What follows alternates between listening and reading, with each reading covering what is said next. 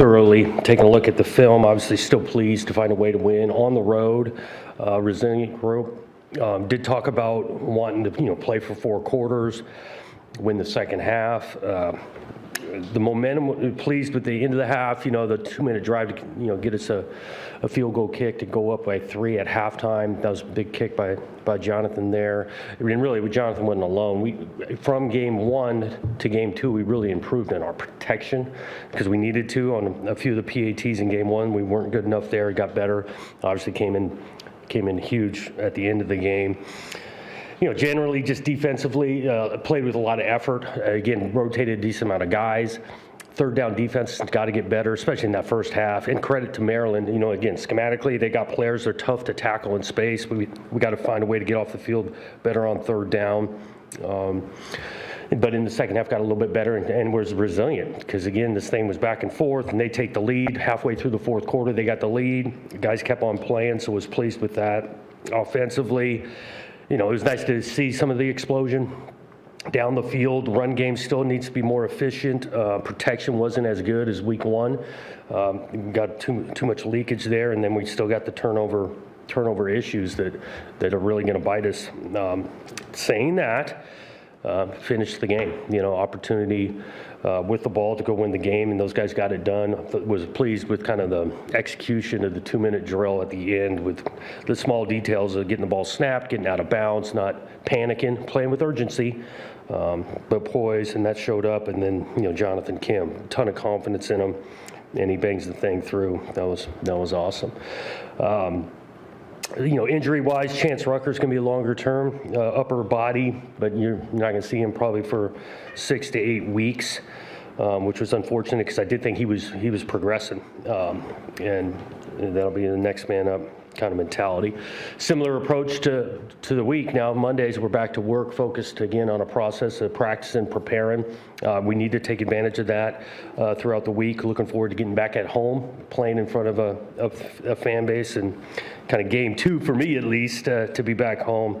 Really looking forward to that. Got some respect for Florida Atlantic, Prairie View A&M. These guys know how to win some games. You look at it, last year, winning games in their league. I think they won their side of the conference, present some players, and so they'll have our full attention. Questions? Jonathan, I'm wondering about that with Prairie View. I mean, obviously an FCS opponent, and you're coming off a conference game. I'm wondering how you kind of address the, I guess, mental side of that to keep guys from maybe thinking it's going to be a step back and kind of keep the edge and building on what you did on Saturday. Yeah, we'll talk quite a bit tomorrow morning, but it's always about us. It's always about our process. This idea that, trap game or something, there's no such thing as a trap game. These guys will have our full attention. We respect every opponent we play. We've got to put in the preparation Tuesday, Wednesday, and Thursday. They're going to hear that. And I'm interested to see on their prep this week because we want to play our best football in this week 3 that we've played all year because we're getting better from week 1 to 2 to 3. Hello, Jonathan. Staying with the celebratory tone of what's happening with the program, if you allow me a little grace, I know you don't need a history lesson, but I want to unpack this question for historic sake. Prairie View, HBCU, historically black college university, and the connection that Michigan State has under the late, great Hugh Duffy Doherty, 1965 and 1966, winning those national championships, 66 with predominantly African-American players who couldn't play in the segregated South, coming to Michigan State, which is basically the HBCU of the North. So talk about potentially having that connection to the legacy, and then Willie Thrower being the first African-American to play in the Big Ten at Michigan State, and having an African-American quarterback in your relationship with Aiden. Can you just talk about the historic relevance of all those things? Yeah, I did learn on some of those things you just mentioned, and we are celebrating those 2 teams, 65 and 66, getting inducted into the Michigan State Hall of Fame this weekend, which is a beautiful, a perfect timing with Prairie View A&M coming in. And so I think it's, for me personally, coming to a place that celebrates these things and makes notice of it, of a Hall of Fame induction at the same time, and teams coming in with a background of history, proud to be a part of it. Okay, thank you. Jonathan, after the game, Mike Loxley said the plan was to make Baden basically beat them with his arm, and obviously that happened. How much do you think that alters game plans in the future, where guys have now seen proof that he can make plays with his arm, and how that affects their defense? I think you think about it defensively, you do want to make them, one-handed more or less, whether it's the run game or the pass game. Oftentimes you're trying to take something away, and so that's not overly surprising that you want to, take away a run game, let's say, and then if you're doing that, you're going to put a lot of pressure on the quarterback to execute, and he executed well enough for us to win the game, and so he does. His decision-making in this one, I didn't think was improved from game 1 to game 2. A couple of those interceptions, just inaccuracy. He's got to get his feet set to do it. And again, this kid's competitive. He's battled. I thought he improved from week 1 to week 2, and look forward to seeing his growth throughout the year. Piggybacking on that, you've been around him for a long time. I wondered if there's anything you learned about him this week. I don't know what I truly learned. I think it was on display that this thing means a ton to him. After the game, a sense of he got some things done. He's durable, because it's not easy to go on the road and have some errors, especially into the game, late in the game when you need now. However, it's played out before. He's had a couple of errors that he played his best ball at the end. The kid's resilient. Jonathan, with Chance down, that's 3 DBs. Do you do anything different in practice from a precautionary standpoint? Or is there anybody even on offense that you could slide around? I haven't had a conversation on any offensive players. Difference in practice, there's other guys going to get more opportunity to fill in, which I'm excited about. We've got some younger players that have been working hard, haven't gotten in on defense as much, and they might get an opportunity or force their hand to do it. Precautionary in practice, we're always trying to be really smart. Having guys prepared for the game, but also healthy and to go in the game, and so that's a balancing act. But we've got some other options of guys that need to step up in there, and we'll see how this week of practice goes to determine kind of who those guys are. When it comes to trying to get the run game going, obviously the offensive line has a lot to do with that, and a lot of new guys there this season. Luke Newman's playing a totally new position, and you also have lost, a starter with an injury. Just how...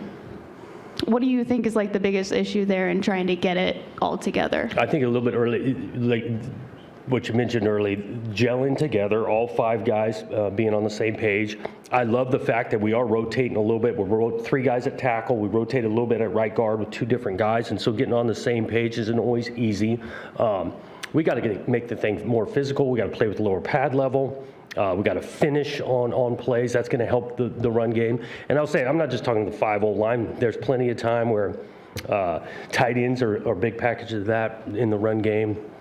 Backs got to show some confidence in the hole too, and stay disciplined in their approach and what they're seeing, and they're not guessing, to us to be more and more efficient. You had a couple guys dinged up throughout that game.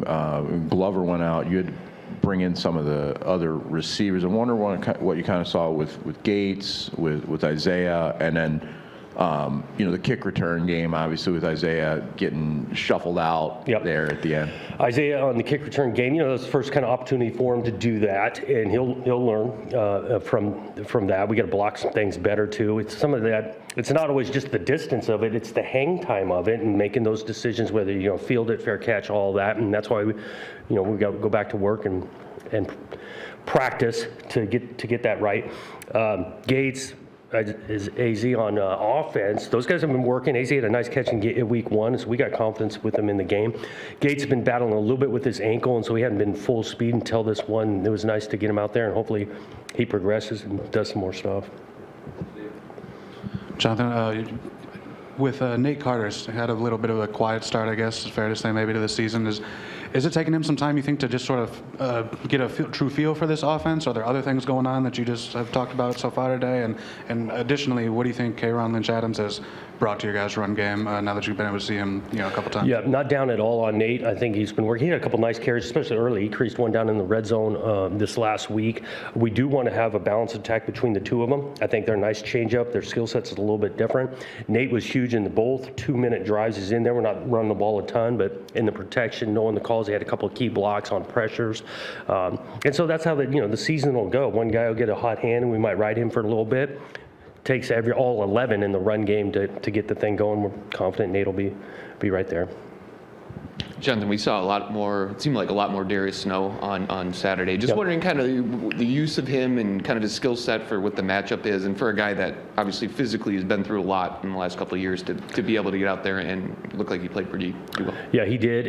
He kind of makes the play on the deflection to get the turnover. Some of his plays kind of dictated offensively what they put in the game. When they show a couple of tight ends, you see him in the game quite a bit, so 12 personnel. Previous matchups we hadn't seen as much 12, so you saw a little less of him. But he's doing great. He's on teams as well and making an impact there, and we're going to need that for him to continue to contribute that way. Coach, oftentimes when a team is this new, when there's this much turnover, these teams don't typically finish the way that you guys did. What does it say about this team? Is that encouraging, when it's just week 2 and you're already being able to pull off these wins? Yeah, I think it's encouraging. But both wins, you win the thing in the fourth quarter. This team came together in August and wanted to be player-led, and I think it's been led by the players to finish the way they have, sticking together, each side of the ball, having to step up for the other one. It's a tight-knit. I would describe it as tight-knit, even though we have so many new faces. And you learn each week. That's one thing that's shown up the last couple of weeks, is the ability to respond and finish. We're going to try to keep that consistent for the year. Jonathan, you talked earlier about the adjustment defenses may make to Aiden and Nick in passing. Just the things you showed. I'm wondering where you think Nick is in terms of his ability to read different things defenses are going to throw at him now that he's on film, and sort of the things you're going to have to maybe work with him on as he becomes more and more part of scouting reports. Yeah, I think he'll show up after this game, getting down the field. Some of that, he got down the field because he was blocking so well in the run game. Like, he's going to dig out the safety. A lot of times there's a couple good pictures of him doing it, and then the play action pass, it makes it look the same. We don't have any training wheels on the guy. I mean, he's out there, route adjustments. If it's cover 2, you do this. If it's man-to-man, you do that. He's playing all of those. He has a nice game. We need to continue to complement the pass game after, again, 2 weeks, but multiple guys catching it, because if they want to do some things rotation-wise his way, well, tight end need to show up. Belling was huge on third down a couple of times. Might present some opportunities for other guys.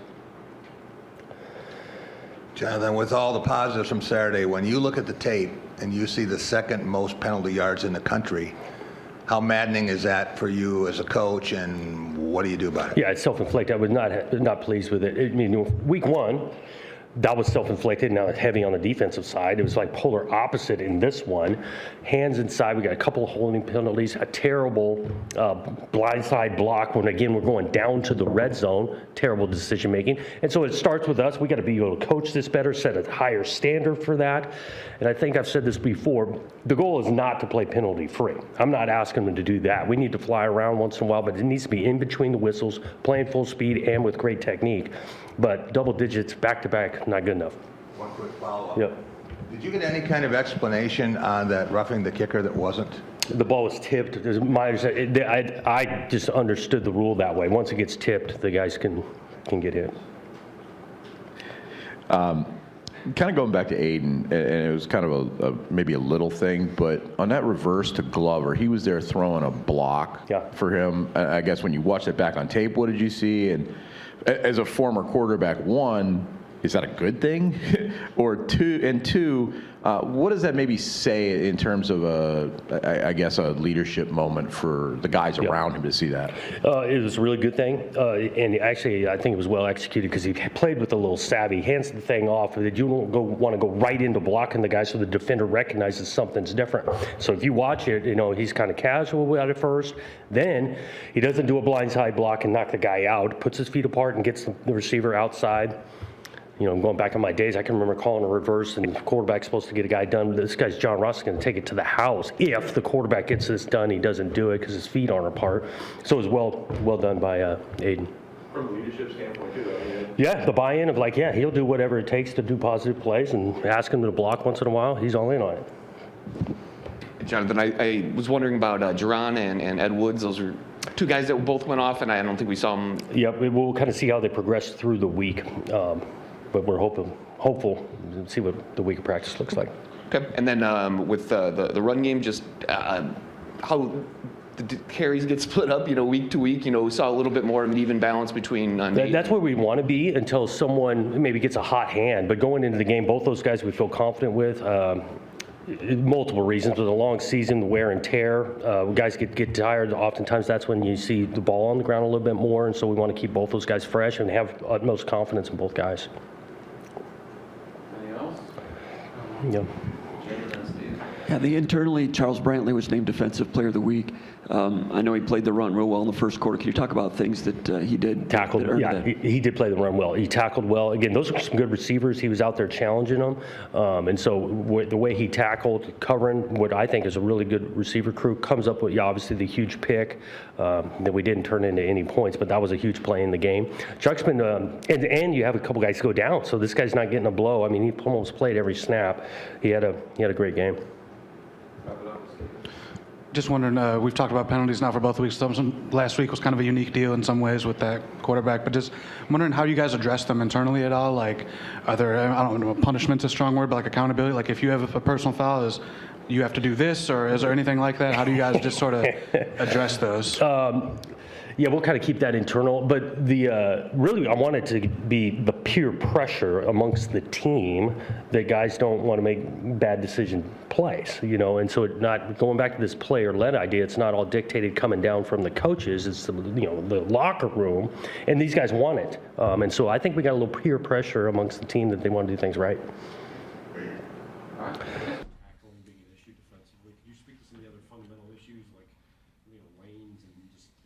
Miscommunication and everything else that went down on Saturday? Yeah, I think the big thing is just everybody doing their job. Players, coaches, we all got to be better together. That was the message to everybody after the game. We're not going to point fingers and say it was this person, this person. Collectively, we got to be better as a whole group, whole unit, offense, defense, special teams, tackling. We got to be better. We got to be fundamentally better. We got to be better getting off blocks and just doing the little things and straining, because the guys played hard, but you got to play with detail when you play teams like that. How much was it preparation compared to what Texas was doing offensively? Yeah, it was nothing that we weren't prepared for. They just executed at a high level, and we've got to do a better job. On the left, Brian. How would you evaluate the play calling through two games on both sides of the ball? Yeah, I think guys are getting a rhythm offensively. I thought, the thing that we talked about on offense, we got to run the ball more. We got to run the ball more efficiently and do things to help us and move the change and get the ball in the end zone, which we're not doing enough. So we'll continue to fix that. And defensively, guys just got to tackle. Guys got to make plays, and guys are in position or not communicating. So there's too many wide open things happening. That's the big piece for us. We got to get fixed. Standing on the left, Isaiah. After a loss like this, how much do you either look at it and say, all right, we just need to stay the course, do the same thing we're doing, just fix mistakes, or how much do you say, maybe we need to look at some different options and try to course correct in a different way? Yeah, I think the big thing I talked about with the team is it's urgency, it's not panic. It's the first time we've lost a game here since 2020, and the first time we've lost an in-season game since 21. So it stings. It should sting. It stings everybody. And a lot of guys haven't lost a game here at our home stadium, and nobody likes that feeling. Coaches, players, the players take it the worst. People talk about, the coaches and everybody else, but it's really the players that are in the games that take it the worst. So for us, it's consoling them, helping them get over it, because they're still feeling it today. We always talk about the 24-hour rule, win or loss. And for us, it's what can we do to get better today? So we're looking at it as a 1-0. We're just trying to go 1-0 this week. Worry about this week, and what can we do to get better? Come on the right here, Dennis. So what do you want the offense's ID to be, identity? Yeah, I want us to be a physical offense that's detailed, and we can score points. And for us to do that, we've got to be better running the football. We got to be more consistent running the football. And when you get in games like that versus really good teams, if you get behind and it becomes a throw game, that doesn't put you in the best position to win. Never been a formula for us for that to be successful. So we got to do a better job establishing that and play action and run action and stuff off of it, which we will. And just ready for us to get to work today.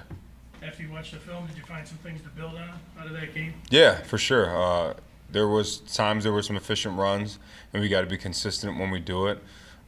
Protection early was good. You know, the big thing when you get in passing situations and the guys are just rubbing off the ball, it's hard to protect at any level. So for us, it's getting behind those sticks and I thought the defense finished really well in the second half. You know, gave up 7 points, but in the second half, there's a lot of 3-and-out and punts. So for us defensively, there's a lot to build on there, and we'll continue to build on as a whole team. Charles? Obviously, the turnovers were a big factor in the loss. How can you clean those up? Yeah, I think it's a big thing. It's just detail. You know, the first pick was a tip ball that was in somebody's hands, and the second one was a wrong route. So, you know, everybody looks at the quarterback and said he didn't do this, he didn't do that. Well, we've got to be route detailed up as a whole unit to make sure it's efficient. And you know, the fumble, it's something that Colson's never done, and he was in here watching it, beat himself up. But he's a really good player. He'll fix that mistake, and I think it's a great learning experience for everybody. But you can't have 3 turnovers against a really good team. On the right, Tony?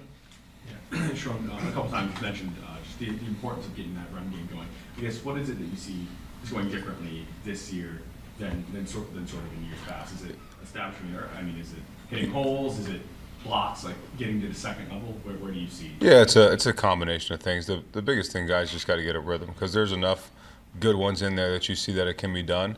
It's just sustaining those all the time, and if we do that, we'll be in a much better position.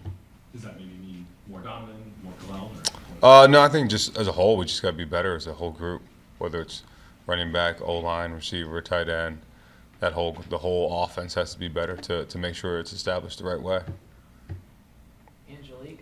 Sure, and I was going that direction too. I mean, how much of being more physical is up front, the offensive line?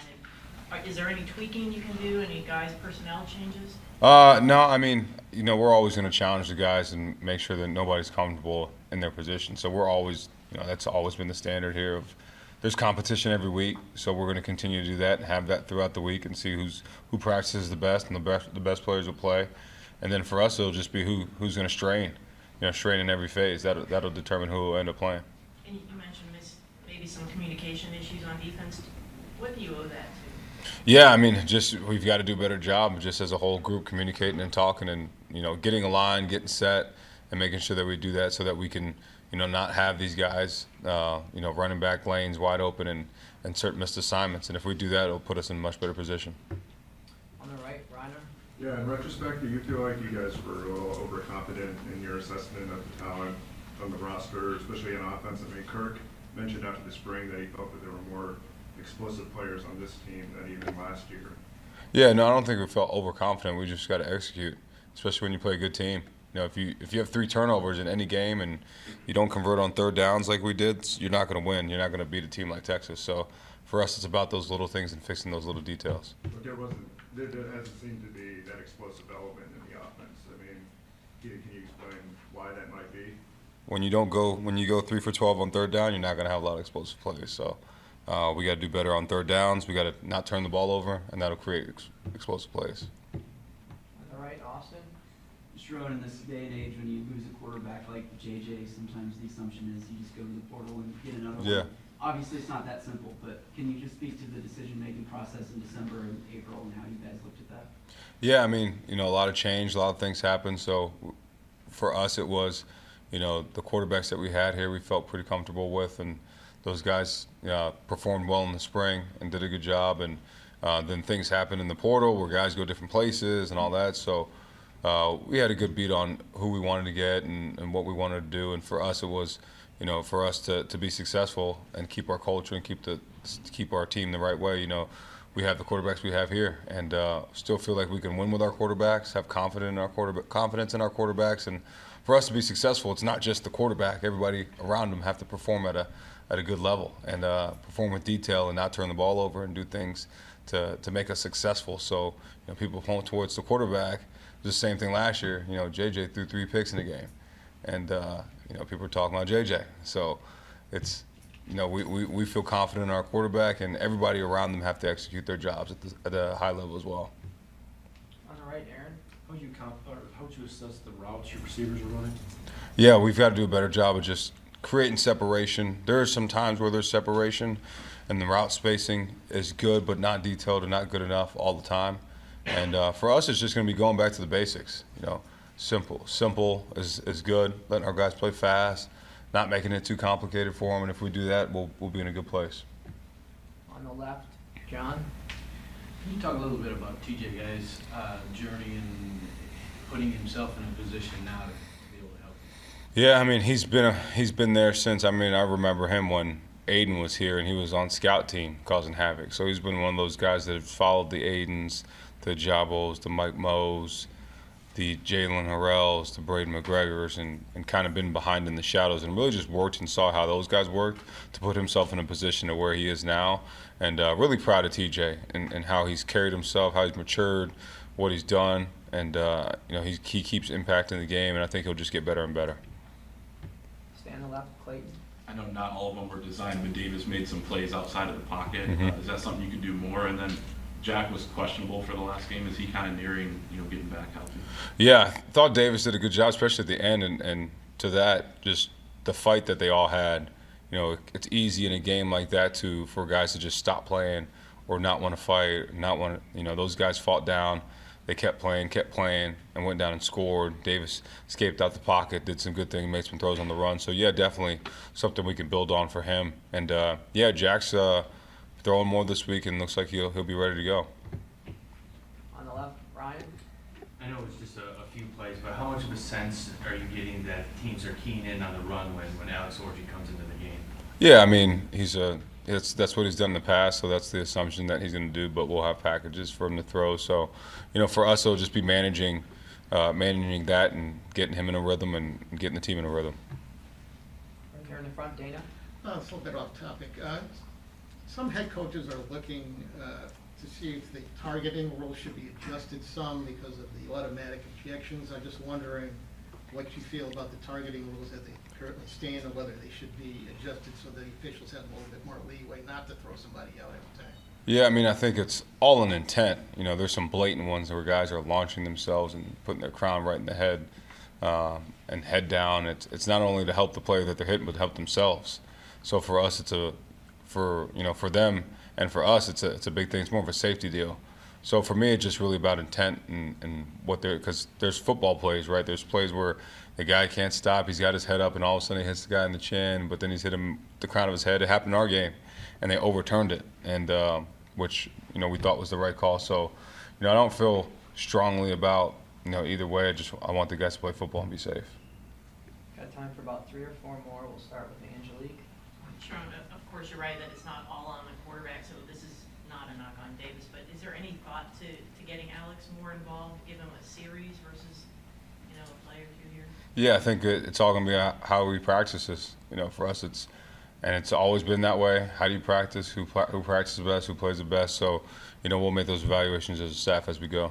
And when you look at the film on the Colston plays, was that more of him trying to do too much in those situations? Yeah, just a fundamental mistake by him, which he'll tell you. Just seeing the ball all the way tucked, all the way into your tuck, and when you try to make a play before the ball is all the way in your tuck, that's what happens. So, happens on the NFL stage, or happen in college stage. So we just got to make sure we clean that up, which we will. Reiner? Yeah, obviously the result was the result, but after watching the film, how far do you see this program being away from a team like Texas? Not far. I think for us, they executed very cleanly. All the credit to them, what they did and how they played. So not going to take anything away from them. But for us, we know that there's the turnovers, the third down margin. You take those two things, and it gives us a much better chance to be successful. So we know where we're at. We know what we got to do, and it was a good lesson for us to learn. On the right, Aaron. The desire to run the ball more. Why do you feel like that's the right answer at this point with the offense going? Yeah, I think just for us, from a rhythm standpoint and who we are and what we've done and how we're built, I think we've got some really good running backs. So you got to use those guys, and it'll help us. It'll help the play action. It'll help the run action. It'll help set everything up. So for us, that'll be an emphasis, as it always is. Obviously not trying to run the ball 32 times in a row, but if it comes to that, it comes to that. So, but for us, really, it's just to keep us balanced, to make sure that we can open up the lanes for the passing game. Last question, Tony. Does it feel? I mean, as you said, to begin, it's been a while since this has happened, since this team is programmed. Does it feel different inside? I guess just sort of what's the air like in here, and what's your confidence level that this can be a blip and not sort of a trend? Yeah, I think it can be just a blip, and guys are hurt, guys are stung, guys don't feel happy, guys aren't smiling and laughing. But now it's our job to uplift them and bring them back to the light of, hey, this happened. Now we got to see the mistakes, we got to fix the mistakes, we got to attack the mistakes, and we got to get better from it. We can't let this game beat us again. All right, thank you. Appreciate it. A lot of players in here. Appreciate it. It's where we should probably be, but it's not where we want to be, right? So my kids are excited, so happy for them. My players are probably excited, but we've got bigger plans than that. So. Did you learn anything when your teams at Temple and Baylor were ranked for the first time about how to handle that, or did it make much of a difference? Yeah, I mean, I don't know. That's a good question. Yeah, that's a good question. I think there's so much on the film from this past game that we're like, we have to get corrected and get better at that. I think that speaks for itself. But yeah, I mean, yeah, we come here to have high expectations, right? You come here to play in big games. You come here to play in front of that crowd, So you get all the reasons why you come here. So, we expect to be ranked, but whatever it is, 23rd, 24th, that's not where we want to end up. So, go 1-0 each week and see what happens. What were the film sessions like? I just did I went for a full hour with the team, right? Because what I'd say is this: we're not playing losing. I think I believe there's 3 stages. There's eliminating losing football, and then you play winning football, and then eventually you want to play championship football. I think we're playing winning football, and so we've got to get to championship football, and so there's a lot of things to learn from, right? And so. Again, like I said last week, you correct the correctable things. You want the guys. I did it in front of the whole team, so the guys would take ownership. And 2 weeks in, let me say this about Colorado: that is a bunch of 4- and 5-star recruits. That is as talented and skilled a team as we will face. And I'm not just maybe someone else is maybe a little, but there's talent everywhere. And so.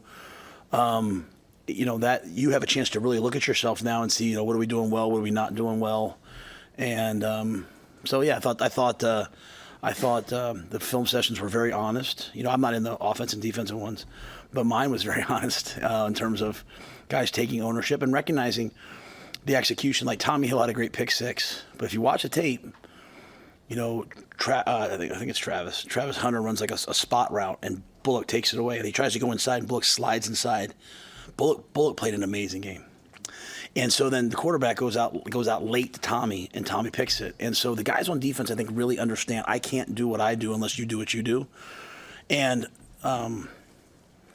we had great pass rush because we had great pass coverage. There was not people running open very often. There was a couple, but not very often. And I want to say 2 names. I don't do this very often. Roman Mangini and Kenneth Williams. They played 5 and 12 last week, and they destroyed us.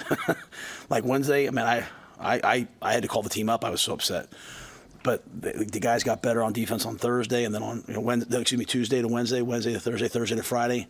And I think after the game, the first thing Giff said to me was like, "Man, Kenneth and Roman really did a great job." So pointing out the good, the bad, that Mitch, like, hey, look at the things we got better at, look at the coverage, and then the opportunities we had to put the game away, that we didn't do. So. What role does special teams play in getting that championship level? How good do you have to play at special teams? The worst special teams performance I've had in a long time. The worst. I don't know. I'm disappointed. And it's a lot of things, right? It's not any one thing. It's a lot of things. It's we run down the opening kickoff, and we set the tone with some big hits, but we're not leveraging the ball, so the next one comes out. Like, thank goodness John Holtz might be the fastest kicker I've ever seen, because he runs Jimmy out of bounds. We get a pump blocked. That's not supposed to happen. Now we blocked a field goal, which is awesome. We have some goals about that. Buschini was a weapon. Like when the complimentary football was good, like the first drive we stopped them, they punt the ball to IGC. It bounces twice. He picks it up, and he gets the ball back to the 50. Like, people aren't talking enough about what Isaiah's doing for us in the punt return game. He dives and catches the 1. I don't love the dive, but he catches one at the 30. Then we go down and score in 2 minutes. So he's doing a great job. Kickoff return, the first one should have been a big hit. We don't hit it. The second one, the ball hits the ground. Now, I know Jacory lost it in the lights, and we practiced at 9 o'clock in the morning, and I put that on me. Maybe we're not catching up probably under the lights. Like last year, we practiced Wednesday nights, so I'll have to do some more of that this week. And then, we missed a field goal, and the snaps haven't been great on field goals, so I feel like the kickers now are worried about that. So there's a lot of things that aren't real good. We got the right man for the job in Ed. He'll get it fixed. But the guys, I think the guys have to recognize that, we've got to do a better job, and I think they all felt that. You mentioned John Bullock. What kind of game did you see out of Mekhi Bayer, too? Mekhi played great, played his tail off. I really have no issues with how anybody played on defense. I thought guys played really. I mean, the coaches, defensive coaches will have some things, right? But the guys all played hard, played well.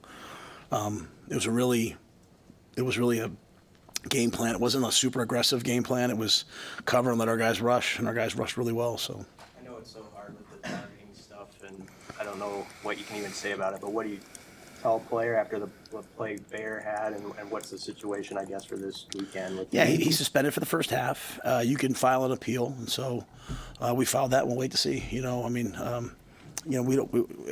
never want our guys to hurt anybody. I was really happy that Shedeur was okay. But, it was kind of a late slide. I don't think he didn't launch in there, go down with his head. I mean, there's certainly some that I thought in that game that were going to be targeting that we didn't get. So, and again, I hope Mekhi's able to play. But if not, V9 and Steph will be ready to go. Up on the targeting question. Luke Fickell up at Wisconsin was talking about how he wasn't in love with the fact that it's an automatic when the guy gets called for targeting. With your experience in the NFL where it's not an automatic ejection for the low helmet, do you have a take on, should there be degrees of targeting called? Do you think like in basketball there's a flagrant 1, flagrant 2, and the penalty would be accordingly? I'm probably more of like I'm not very political, libertarian when it comes to these things. I like less rules. So I like less structure. Is that the right thing? I don't know. Okay, thank you. Okay, good. The difference in the NFL is you get a FedEx on Friday saying, it wasn't even a penalty, but you owe them $40,000, so, you have to go back to the onset of it, right? When they first put the targeting rules in, people were laying people out and dancing over them. So I think a lot of it's been done. So I don't know though. I mean, if a guy does truly target with intent, then the punishment's severe enough that you don't. So I think it's legislated a lot of it out. Now we're kind of getting sometimes, I think, nitpicky about, this or this.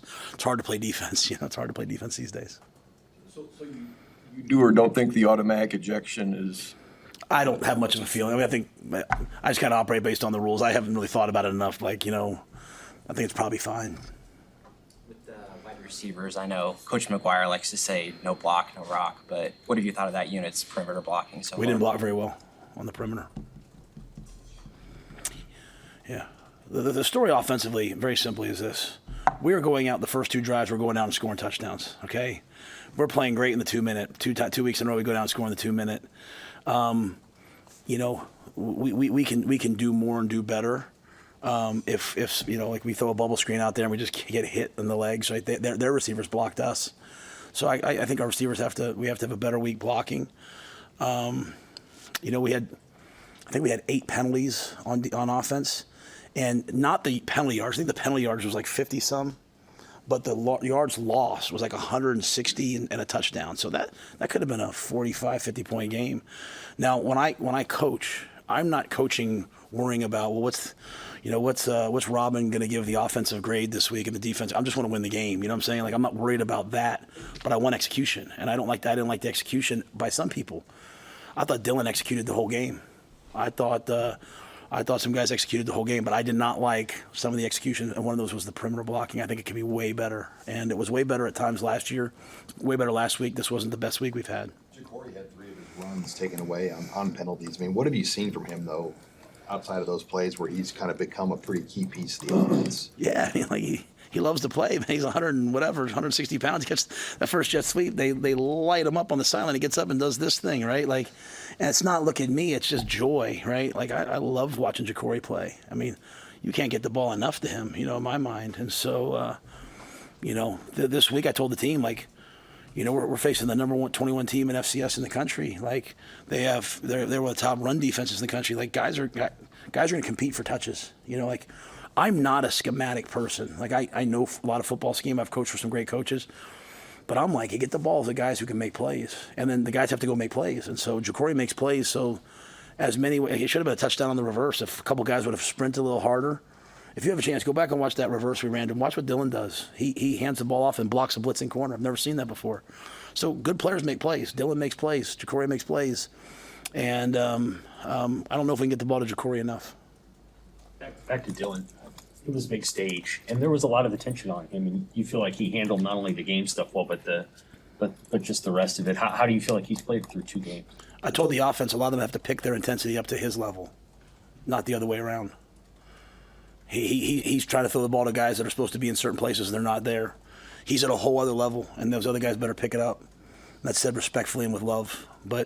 And I only say that because you guys sometimes ask me, like, hey, did you not throw it as much in the second half because of him? No, because of everyone else. Because other guys aren't, other guys weren't playing at the level I wanted. And so we're having free runners, like, they blitz us and the back misses it or the tackle misses it. And he's having to run around and make plays, but we had guys running wide open. We could have scored a lot more points. We threw a lot of shots in that game. A lot of them just didn't get thrown because he had to run, So we had no sacks because he avoided guys. But Dylan, through 2 games, Dylan's done everything you could want, except he didn't milk the clock enough going into the 2-minute last game. And that's the main thing I had for him. He can be sometimes too aggressive at times, and so me and him that's not Glenn, that's me and him just situationally communicating. But Dylan's doing a great job. I need everyone else to understand that, like, if a freshman knows all 120 plays in the game plan, then as a junior, I better know all 120 plays or 80 plays, whatever's in the game plan, I better know them and be able to operate them. Because, you get into 2-minute, Sam, especially early in the year, we didn't know what they were going to do in 2 minutes. A new coordinator from Cincinnati. I mean, we might watch so much Cincinnati Bengals film. We didn't know what it was going to be. All of a sudden, it's cover 2. We're calling cover 2 beaters. When we practice for man all week, right? We go right to cover 2 beaters. He's over there like, hey, let's go to this play, and he hits it. If he knows that, like from camp, everyone else better know that. And that's what we have on defense. We have a level of accountability that's unmatched, and that's what we're getting on offense right now. And so that's why I'm saying it out loud.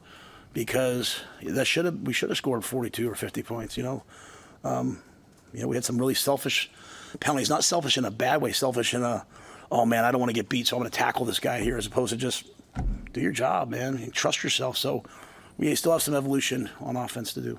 Have you been around a quarterback at this age who's like that? I better be careful what I say, because PJ and those guys will call me and yell at me. PJ Walker was my quarterback at Temple. After every game, he's furious because I would have run the ball 30 more times and let him throw it 12. But we've opened it up a lot more than we did at Temple. But Charlie Brewer I had 2 guys as freshmen that were like gamers, were winners. I just think the thing with Dylan is he prepares at such a high level that we're able to just do so much with him. And again, the headset's a big deal, right? Like, it would be a lot different without the headset. The headset's a big deal that we didn't have with those other guys. But I've been blessed. I'm in the position I'm in because of great quarterbacks. When you guys were up 28-0, did that change things mentally for some guys that just haven't been around a lot of winning and maybe not accustomed to dealing with a big lead? I don't. That's a great question. I don't know. I certainly had the opinion of, like, let's be aggressive. Let's attack. Like, we had the ball backed up on our own. What was it, like 13-yard line after the block in the back, and we threw 4 verticals and hit a seam route to Borkature. I mean, I was playing. It was 2nd and 24. I think I was playing to be aggressive. I was not going to just sit there. And at the same time, I wasn't concerned about the points. I kept saying, like, even when they kicked the field goal, I said to Tony, 4 score. It's 4 touchdowns. It's 4 touchdowns, right? So, like, I was going to be smart and milk the clock at times, right? With 8 minutes left, we went into 4-minute mode. But I didn't see the defense do anything.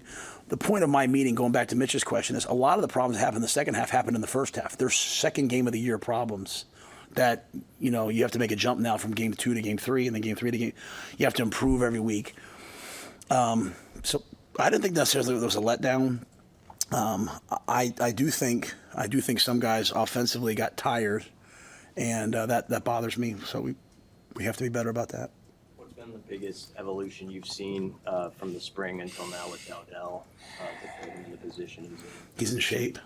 Yeah, Mitch Cholowinski, our sports science guy, he does extra running every week. He's just kind of like an anxious, asthmatic kid that, like, can sometimes hyperventilate, so he can only have so many plays in a row. And he's a wonderful kid. Like he scored a touchdown, everyone's celebrating. I am yelling at him on the field because he reached the ball across the goal line and fumbled it. I don't care what the results are. Like, that's not what we do. And so he's getting used to me. Like, okay, Coach Rhule doesn't care what the result was. He cares about the process because, we're gonna face better teams, or we're gonna face, different situations or whatever. And so, yeah, but I think Dante's done a really nice job. And I thought, this was a game because of all the man coverage where I felt like the safeties were going to have to make a lot of tackles for them. So it was more of a big back game early, and then later in the game it would be more of a get the ball on the perimeter, which we hit with Ramir with the touchdown that got called back. But, it's going to be a counter game. It's going to be a duo game. And, we tried to run duo to the right because Travis is a great player, but we wanted him to have to tackle. We're like, okay, let's make Travis Hunter play like football, not man coverage. He's great at that. Unfortunately, Shiloh got hurt, but, we thought, hey, we'll get the ball to safety in the corner a bunch and make them tackle, and Dante's just really hard to tackle. What's the main challenge this week against a much different kind of opponent?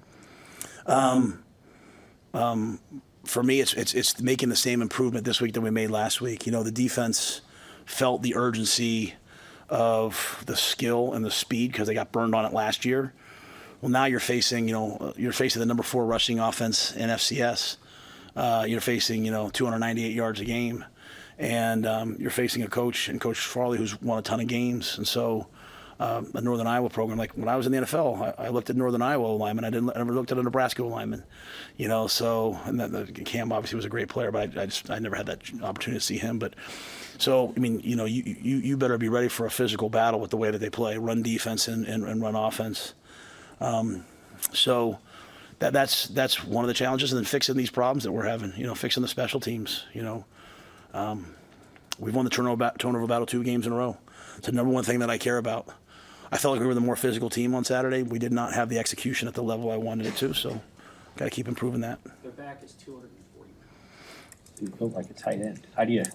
You probably appreciate seeing a guy of that size running the ball, but like, how do you deal with a guy that big? Yeah, I like their backs. They have 2 backs that have gone over 100 yards, and I like the way that they play. It's my kind of football. 12 personnel, run the ball, play action, take shots. Be physical up front, run defense, safeties, trigger on the run, be physical. So I like the way that they play. When you face a big back, you have to gang tackle, you have to run great angles, Like last week, we said, hey, if every time Colorado runs it, it's a win for us. Even if they run for 7 yards, we don't care. Just don't give up the explosive plays. Now, we still gave up 4 plays of over 20 yards. Our goal's 2. So there were still things on defense that weren't good enough. This week, it'll just be like the war of attrition, right? So that's why, I told our guys that are competing, our starters are our starters on defense. They're playing well. But, if Mackay can't start, who's going to start, V9 or Steph? They're going to compete for that this week. Sierra's going to play. Sierra played really well when Sierra was in at both corner and on special teams. Those guys are going to compete to get on the field because I want a bunch of guys fighting to play well this week. Was Carter Nelson available Saturday? Yeah. Carter played on special teams. Yeah, just didn't get in the game on offense. This was a unique game for us in that this was a game for the old guys that went out there. This was a game, the older guys that went to Boulder this week. We didn't dress everyone this week. All the guys that went out there last year, this was their game to go in. This was their game to. So Carter will get way more involved as we move forward, and it was just kind of a lot of 12 personnel. But Carter will play a lot more. But this was just sort of a. Hey, we're gonna play the vets, the guys who've been here. Now, not all vets. Dante's new, but Janier played a lot, and then we played a lot of 12. Matt, are you concerned at all about emotional fatigue after everything that was involved in last week? No, you don't have. Let me say, I'm concerned about everything all the time. I think you guys know me by now, right? But if you want to play championship football, you're just like this. You gotta be like this, right? And so. That's why I don't get too high, I don't get too low. I don't, I'll return people's texts when they text me about the game, but I'm not it wasn't the highlight of the year for me, right? It wasn't vindication, it wasn't anything. It was a game that we played 1-0 I expected the game to go that way. I expected us to score 40 points in that game and hold them to about 10. That was my prediction going into it. I thought that's where the game was. And that's no disrespect to them. I think they're a really good team. I just felt like we matched up well against that team. So we have to improve because there's other teams who we're playing, this type of team that we're playing this week, this physical. How are we going to match up against those teams? We play 2 spread teams. Now it changes. And how do we match up against teams that want to run the ball like we want to run the ball? How do you match up against teams that want to play physical defense and play special teams? And so, we'll accelerate right through the fatigue. And I think the guys feel the pressure of We didn't play very well on special teams. And we had way too many penalties, especially on off in the second. Like, Dante hit that run on like the second drive of the game, I think, or third drive of the game, to down to the 4-yard line. It should be it's another touchdown drive. It's 35-0 at the half, and Ben-Hur has the hold, right? And that ball comes back, and we end up not scoring on that drive. There's too much of that stuff happening, and so we've got to get a lot better. To the or off one of the running backs on the depth chart, is there pretty clear separation, those top two guys? Yeah, though I'll say this. I wasn't happy with all the blitz pickups and stuff. So like Emmett, I put Emmett in the game, and Emmett did a nice job. So Emmett will have some roles, and then Gabe. I'm probably I have to really reevaluate how I'm looking at Gabe. I'm probably two kid glove with him coming off the injury, and I put him in at the end, not as like a consolation prize, but I like him in the eye, running the eye formation stuff. So again, we'll compete some things out this week. But Keith, when he handed me that, he had the oars off, and basically based on the way we played with Dante and Ramir more. So want to be more transparent with the way we do the depth. When you have a bunch of night games, how do you bide your time before you got to get to the stadium, and how do you coach your players to bide their time and not get over anxious? I hate it. I hate it. If it's up to me, we play at 9 o'clock in the morning. Kegs and eggs and football. Let's go. Really, we've done, I think, a really good job of changing our schedule around. Like, we even changed it last week based upon the feedback of some of the guys on the staff. So we now get up. We have brunch from like 8:30 to 10:30, and we have buses coming over here because a lot of the guys, like, we have a lot of veteran guys that get up at 6 in the morning every morning and come over because we practice in the morning. So, like, they have recovery available for them. And then we come over here and we do our walkthrough in Hawks. So we're kind of moving around. We're walking through until about 11:30. Then we get back, get lunch over there, and then guys go up to their rooms for a couple hours. So, they get out of the hotel. They get a little fresh air. They get over here where they're comfortable. Then games are on. Then we come down at 2:30 and we kind of do our neuro charge where we're bouncing balls and waking up, and we do a quick special teams call out, and then optional chapel and meals. So try to break the day up, as opposed to just sitting. Now, when you're on the road, we typically, like last year at Illinois, we found like a high school. We usually go to a high school and we just kind of throw the ball around like that. Even the old linemen catch balls just to get them moving and get out of the hotel. Like with my ADD, I just can't sit there all day. I've got to get over here and do something. And so I think that change has really helped. I kind of grew up in the era of like being in the hotel, don't go back to but our building is so nice. We come over here, and I think that's helped us a little bit. The payoff, though, is the fans love those night games. Oh, yeah. That energy, you see your players feeding off of that when the lights come on and they come out after. Oh, there's no doubt. I think for us, night games are the best. It's a weapon. It's an absolute weapon. I'm just saying, I was talking about from my preference. I like to get done with the game and go home. And I went home and watched Oregon play Boise. That was a great game. I like that stuff, right? But that was just me being selfish. For the team, night games are amazing because the crowd is so electric. Like even seeing some of the stuff on Twitter, I don't always see, some of the other stuff that happens behind the scenes. It was a great crowd. I thought personally, our what's it called? Game experience, game operations. Brendan Meyer and all those guys. Like from like the Will Compton video to the songs they were playing to the light show and all that. Like all that stuff matters, especially with this generation of kids, right? Like, you want them to want to come to the games, right? And so I thought like the whole atmosphere. Now again, I have the headset on, but I had to ask Jay this week to go out and buy noise canceling headsets because I cannot hear on defense. I'm sitting there telling Tony like, timeout. Do you want a timeout? Don't want a timeout? I can't hear. That's how loud it is. So I think the home atmosphere, and I say that because it'll help us win. How big of a deal is that to make the program cool for kids to do that kind of stuff with Compton, the things that you were just mentioning there, the atmosphere, all of that, bringing Bud Crawford into the locker room? Yeah, well, I think there's probably a couple separate parts, right? I think part of it's the game experience for, they go to an NBA game nowadays, like the music's constantly playing. I think our basketball team does an amazing job. So I'm just saying kids wanting to go to the games, right? Because like the sellout streak will go and continue, and tomorrow's crowds will be today's 10-year-olds, right? That's why we do all the youth camps. And I won't be the head coach probably when those kids are, buying season tickets. But like to me, that's how you build the future of the program is you just keep investing in all the kids. And so that they have amazing memories. Most people, when people come up to me, they're like, "Coach, I've had season tickets, and my grandparents had them in this year, and I remember the Oklahoma game." Like they have all these amazing memories. So creating memories around a group of kids nowadays that could just as easily, watch the game on their phone, right? So I look at my kids and they're like, are we doing the drone show tonight, Dad? Are we doing this? Are we doing the fireworks? Why don't we do fireworks? So I think that part of it. But then in recruiting, I think, Will Compton busting with the boys is that trends among that generation of kids. And so when we're relevant, when we're being talked about, we're always going to be relevant here. I need to be relevant in all 50 states for us in recruiting, and so I think we are. And so that helps. Like, Will taking the time to come here is big time, right? And then Bud, to me, that was a special thing. Like, I have so much respect for Bud Crawford. And like, you talk about the highlights of my year. After he came and talked to the team on Friday night, he drove over. Susan arranged it all with him. He drove over, and I have a room upstairs we're watching. He came up and sat with me. I'm sitting there, I'm talking to, like, the pound-for-pound king. Like, I'm sitting there, I'm in awe, and, like, just, like, the most humble, regular guy. And even at the end, I gave him the game ball. I said, hey, because, he talked to our guys.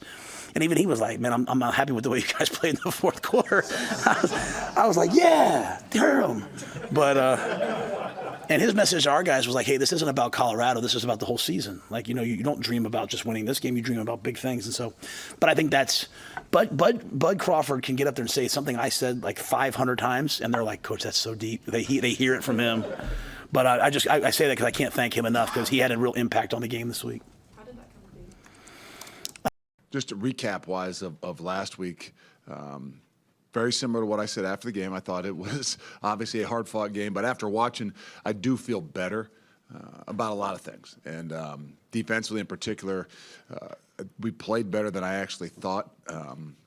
One series in the start of the second half was probably the one thing that jumps out. And then offensively, just efficiency. I think very efficient. Created some big plays in the first half. Second half, I don't know. We weren't quite as efficient. We didn't create some big plays. I'm not saying we changed modes a little bit, but there were a lot of really good things to grow upon. And then actually, the last 6 minutes of the game got a lot of those other guys in the ball game, even though it was still a ball game. But you got those young freshman running backs, got some of those young offensive linemen in the game to take some really good reps in some situations where we still needed to move the ball and get some first downs and continue to run the clock. So as we move past that, we all know it's a big week, and this is something that was told to me, I think, the day after I took the job. Not that I was looking at that in particular as the whole thing happened, but over a year and a half ago, this was something that was brought up, and not something I spent a whole lot of time thinking about until now. And so this is a great opportunity, and I think our guys are extremely excited. As we went into fall camp, these were the things that were in front of us, and we knew that. This is kind of the start. Not that the first two games weren't the start of the season, but we knew that this was going to be the opportunity and the point in time when we really, really get to see where we are and who we are. And so that challenge is in front of us, and I think we're really excited about it.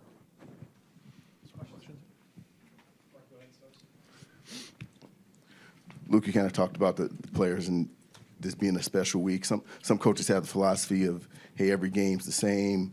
Do you like the idea that your guys feel like, hey, this is a unique type special opportunity? I mean, us as coaches like to try to say, hey, it was a routine. We do everything the same way, no matter what it is, the faceless, nameless opponent.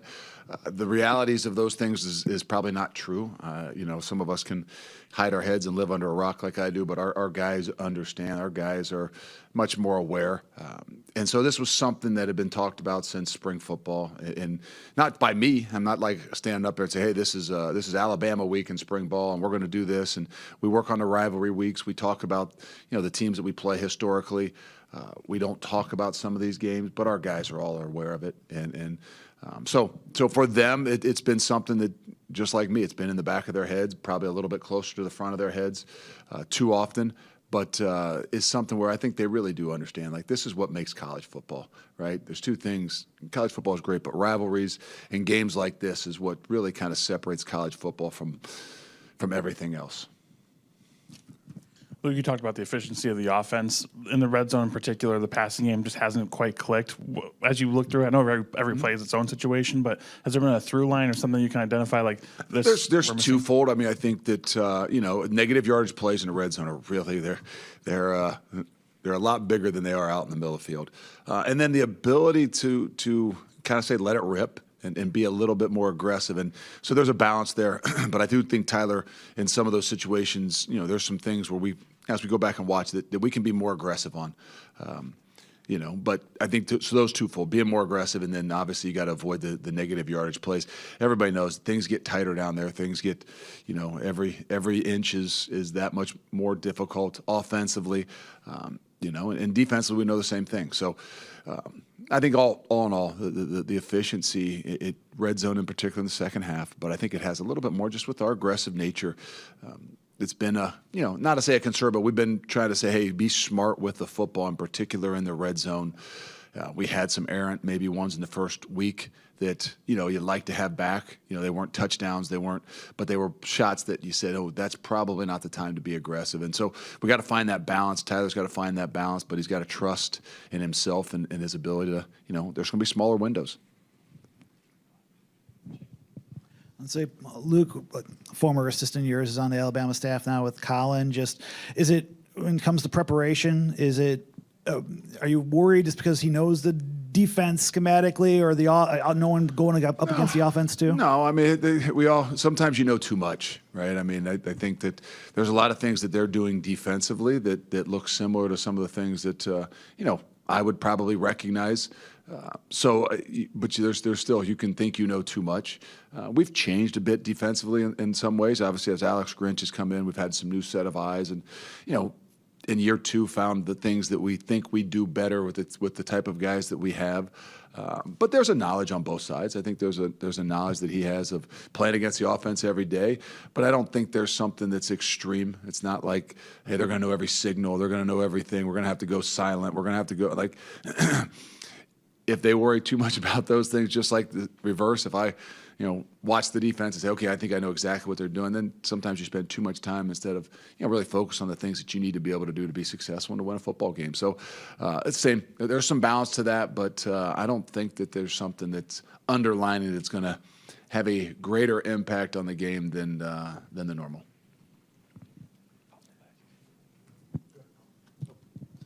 Luke, from a big picture standpoint, you touched on it a little bit. How fair is it to use this game to have the number 4th ranked team come into your house? From a bigger picture, give that program assessment. How big is that for you? Well, it's real big. I mean, every week is an assessment. That's the thing, right? You're evaluating, you're assessing, you're seeing how you're growing, the things that you're doing, but you know where you want to be. And I think that's what we've always kind of, since we walked in the door, and they've always had that here. I think Coach Alvarez has been one of the guys that brought that mentality and that idea in here. And if you want to be the best and you want to compete with the best, then you got to play the best. And this just gives you that opportunity, regardless of what they're ranked, right? I couldn't even tell you that they were 4. But I know this, over the last 20 years, who's been the best team in college football, and there's no doubt it's been Alabama. So regardless of where they are at this moment, this is as good a football team that there is in the country, and has been for a really, really long time. And so no matter where you are as a program, it gives you an opportunity to assess a lot of different things. Coach, with Jake Chaney missing the first half of the week, how do you guys go about preparing with the responsibilities at the mic, knowing that he probably will play the second half as well? Yeah, you got to make sure that you got enough guys ready, and so those situations are not the easiest thing in the world, but it is what it is, right? Jake will still prepare just like he's going to play, just like he's going to start.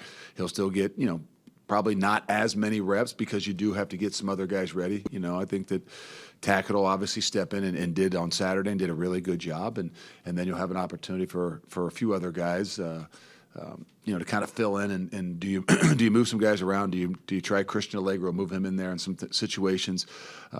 There's a lot of combinations I think that we'll look at and be able to, have prepared and ready, and hopefully we won't need them.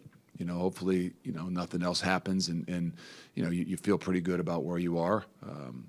But there's a lot of things. Tyler Janzy's a guy that'll, had done a really good job and got hurt in fall camp, and really kind of was only out for about 3 or 4 days, but really, was limited in a lot of things he could do. So he'll take some more reps in there this week as well, and which in the long run will help us.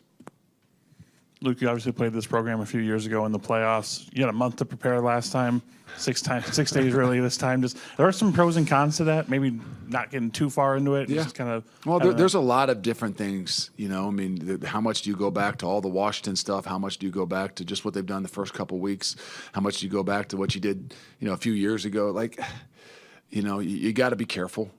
You still got to figure out what it is that you believe your players and your program can handle, and that's what you got to be able to go with. So we do have to find that balance, and that's the challenge to the coaches more than anything, right? We talked about it with somebody that has some idea of who you are and what you've done. Does that mean you got to change? And so I think this is even a tougher week on coaches because, sometimes you want to think you want to be perfect and you want to create some new things when sometimes in these types of games, that's the worst thing that you can do. So our players will be ready. They want anything we can throw at them, but I think it's our job to really make sure we pick and choose, what we expect and get our guys prepared for those things. And then, like we always say, you have to be able to adapt and adjust because there's going to be a lot of different things that are going to happen. With your outside linebacker group, has that group been maybe as disruptive as you would like, and what stands out to you? Yeah, I think statistically, no, you haven't seen the production probably from that group, but that's where sometimes you can get, a little bit frustrated. Guys can start to, get into their own heads a little bit.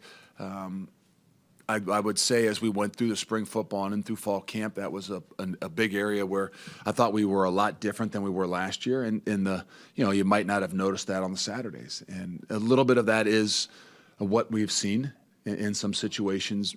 They've, in week one with a lot of the two tight end stuff, a lot of the, stretches and things that stayed inside. And then even this past week with, the multiplicity of, 12 personnel and 21 personnel, it didn't give those edge guys probably as many opportunities to create some havoc. But it's hard. It's hard on them too. But that's where you got to kind of stand the test of time and you got to continue to grow. And there'll be plenty more opportunities this week for guys like that. But now it's even more critical that they really are sound in what they're doing because this is a crew that if you give them an inch, if you give the quarterback a sliver, I mean,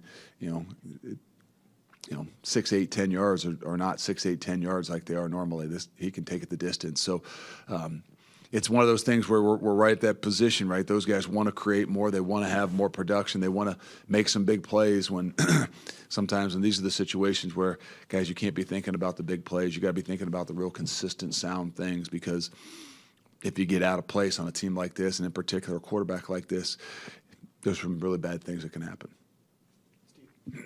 You had spoken after Saturday's game about how you would prefer that players not get ejected for targeting penalties. Not sure we want to go down this one, but go ahead. Just what's the pushback you've gotten when you've made that request? So I don't do you have push any optimism of that ever? I don't push a whole lot. I'm not on the rules committee. I'm not. If I spend a whole lot of my time, like I've said before, on the rules committees and different things like that, there's so much changing within our programs. We got to really rely upon the people that are, that's their job, whether it's, the head of the officials or whatever that is. We need to rely upon them to kind of recognize the things that we're doing. And we want to take care of student athletes. And, so that's a little bit more on them. In the off season, you'll bring it up, but I'm not going to spend a few days down there trying to change the world when, everything within your own program's constantly changing. I just voiced my opinion again that somebody needs to take a good hard look at this because I would imagine there's a lot of coaches that feel the same way. And we can't lose sight of some of these things, even though our landscape is changing and there's a lot of other things we need to worry about. It's still first and foremost about the players, and we need to make sure we give them all the opportunities. I know it's early in the week, but do you have any feel of where Tywee and Xavier are health-wise? No. Again, it's Monday, so I wouldn't have an idea. We didn't know till late in the week last week that Tywee wouldn't be available, and we still didn't really know. I mean, it was going to be a kind of a game time decision, and so I'm hopeful, and I would expect that everybody's able to play. But we'll have to push that thing as we get going in the week. You mentioned before you wanted to see more efficiency offensively, consistently. Just on the whole, based on what you've seen through 2 games, what specifically do you think are the areas where this team needs to be better to give itself a chance, not only this week but the rest of the season offensively? Well, I mean, we talk about. I mean, there's in week 1 it's incredibly efficient, right? I mean, is the number of drives and the points per drive and things like that. We had said after week 1 it was creating some bigger plays. We did that this past week, and this is the second half. I think the second half we weren't quite as efficient. We didn't take advantage of some of the opportunities that we had, and So I think there's a growth in that. I think that we all know that, some shots down the field, some ability to create some of those different plays is something we got to continue to grow with. I don't know how. There's obviously it's a part of the plan to what you got to be able to do, but there's a nature to that of being aggressive, giving your quarterback some freedom to do some of those things and to take some of those shots is where I think that we're trying to figure out where that is, right? We have the utmost confidence in Tyler Van Dyke and his ability to make good decisions, and we've talked about that with the red zone stuff.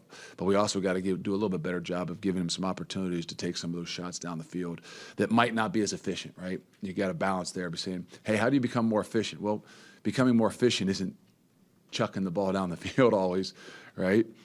But you do have to do some things and give some guys some chances and some opportunities to find more ways to create space. And I think that, no matter what offensively, to me, I'm not an offensive guy, but the number one thing I think about when I think about offense is creating space.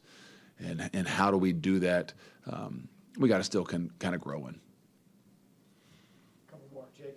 I'll say, Luke, with a week like this, I know visits, like recruiting visits, are different when you're trying to prepare for a game, but just how different is it when you're trying to, when you have recruits in town, but especially with Alabama having a big game atmosphere? What are your goals and objectives with these games? No, every weekend, guys, we only get 7 of these opportunities to be at your home, right?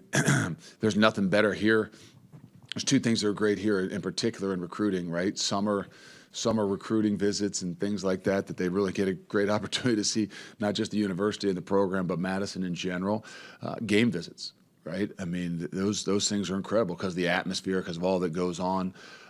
So we got to take advantage of that. The unique thing, it's 11 o'clock kick, so there's not a ton of time. We've those ones that are the night kicks or even the later in the day kicks where you can spend some more time with those guys. So it doesn't give you as much time, but it's still as impactful and it's still as important. And we'll do a great job with that. But the number one thing you can do a great job with is playing really well and creating an environment in that stadium that they want to be a part of. All right. First off, just want to say thank you again to everybody that made last Saturday happen. The one thing about game day is there's a lot that goes into game day before game day ever gets here, right? From ticket sales to all the things that go on around the stadium, from parking to taking care of the stadium to event management. So many things that I know I don't see, but you guys or the fans see it on a daily. So there was a lot that went into it. I text Josh and a big group of his people. I just wanted to say thank you again. Like, those moments are very special. Obviously, wins help, but when they enjoy the experience and they can go home with a smile on their face and the way that they're treated and taken care of as fans, I think is a very, very special thing. So say thank you to that again. I was going to run through our MVPs. Sometimes I move on to the next opponent, forget to give recognition to one. So second week in a row, Pat Bryant offensively, Luke Altmaier, Melvin Priestley, and J.C. Davis. Thought Melvin and J.C. in particular, both those guys made big jumps from game 1 to game 2.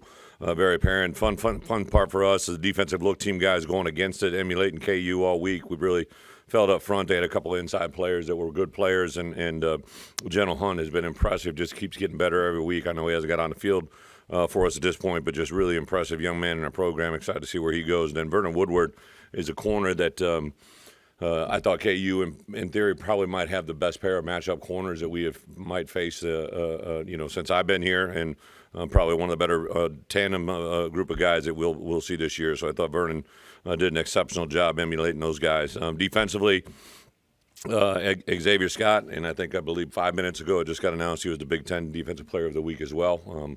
I think there might be some other accolades coming his way sooner than later. So really excited for Xavier. Miles, 2 guys that just continue to be impressive. I think they're the only tandem in college football that had both 2 interceptions on the season as well. So rare air there. Really excited. And then a couple newcomers. Dennis Briggs really has been a guy since last spring. Has been impressive to me to see where he's come. And then I know he had the roughing call earlier. I think it was because he kind of hit him high. It wasn't what was late. I think it was where he hit him. But was a very opportunistic guy. Made some plays behind the line of scrimmage. Really impressive. And Caleb Patterson at corner is just again since last spring to where we are today been very impressive.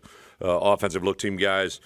Trey Petty, again, just a very, probably a different quarterback prep than it was against Eastern Illinois, but he emulated and did a really good job of showing us exactly what we thought KU's quarterback would do, and did a really, really nice job all week doing that. Eubanger's also an offensive lineman that has really continued to get better for us every week, and an exciting guy to be around. So those two guys were look team players. Special teams MVPs, James Curt. James is a four-core guy for us. James starts on every special team. He got a lot of reps on the line of scrimmage, but had 3 tackles and 10 reps on special teams on punt cover and kickoff coverage. Was a force to be reckoned with. And then also David Alano, just the 3 field goals, right? Just the execution of that. Obviously the snap, the hold, the protection have all got to be there, but really, really impressive. And then Tyler McClure, who's a young man, a lot of you guys know him from the Champaign area, just continues to do great work every day. Super excited. He was our special teams look team guy as well. So with that being said, I thought our guys turned the page yesterday. So on Sundays, we come over here, we basically put the game to bed, try to take advantage of the teachable moments, offense, defense, special teams. I have a short presentation, do a lot of the MVPs, and talk about some big picture items. And we usually take a break. We have a victory meal tradition here on Sundays that is pretty awesome. I think our guys took full advantage of that. And then we bring them back and kind of just turn the page, jumped into Central Michigan, obviously a 1-on-1 football team that 2 different games for them, overall, but have a tremendous amount of respect for, again, a head coach that I know fairly well.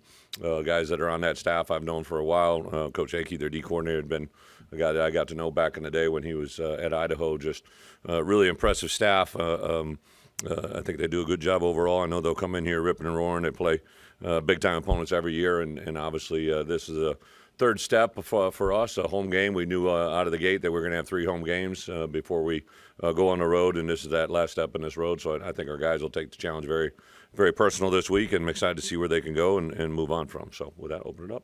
Aaron talked about the key, now that the outside world is going to heap praise on them, Yeah. is for you guys to rein them back in. What's the key to that for a team to kind of flush that? You know what? I do think this team, since last January to where we are, they show me they have an edge. And then, to be completely honest, probably one of the most refreshing things for me on Sunday, again, Bret and Dan do a good job. They send me quotes from our players, and several guys, even new guys. Zakari had a comment about, hey, we'll take this film, we'll watch it and flush it and move on to our next one.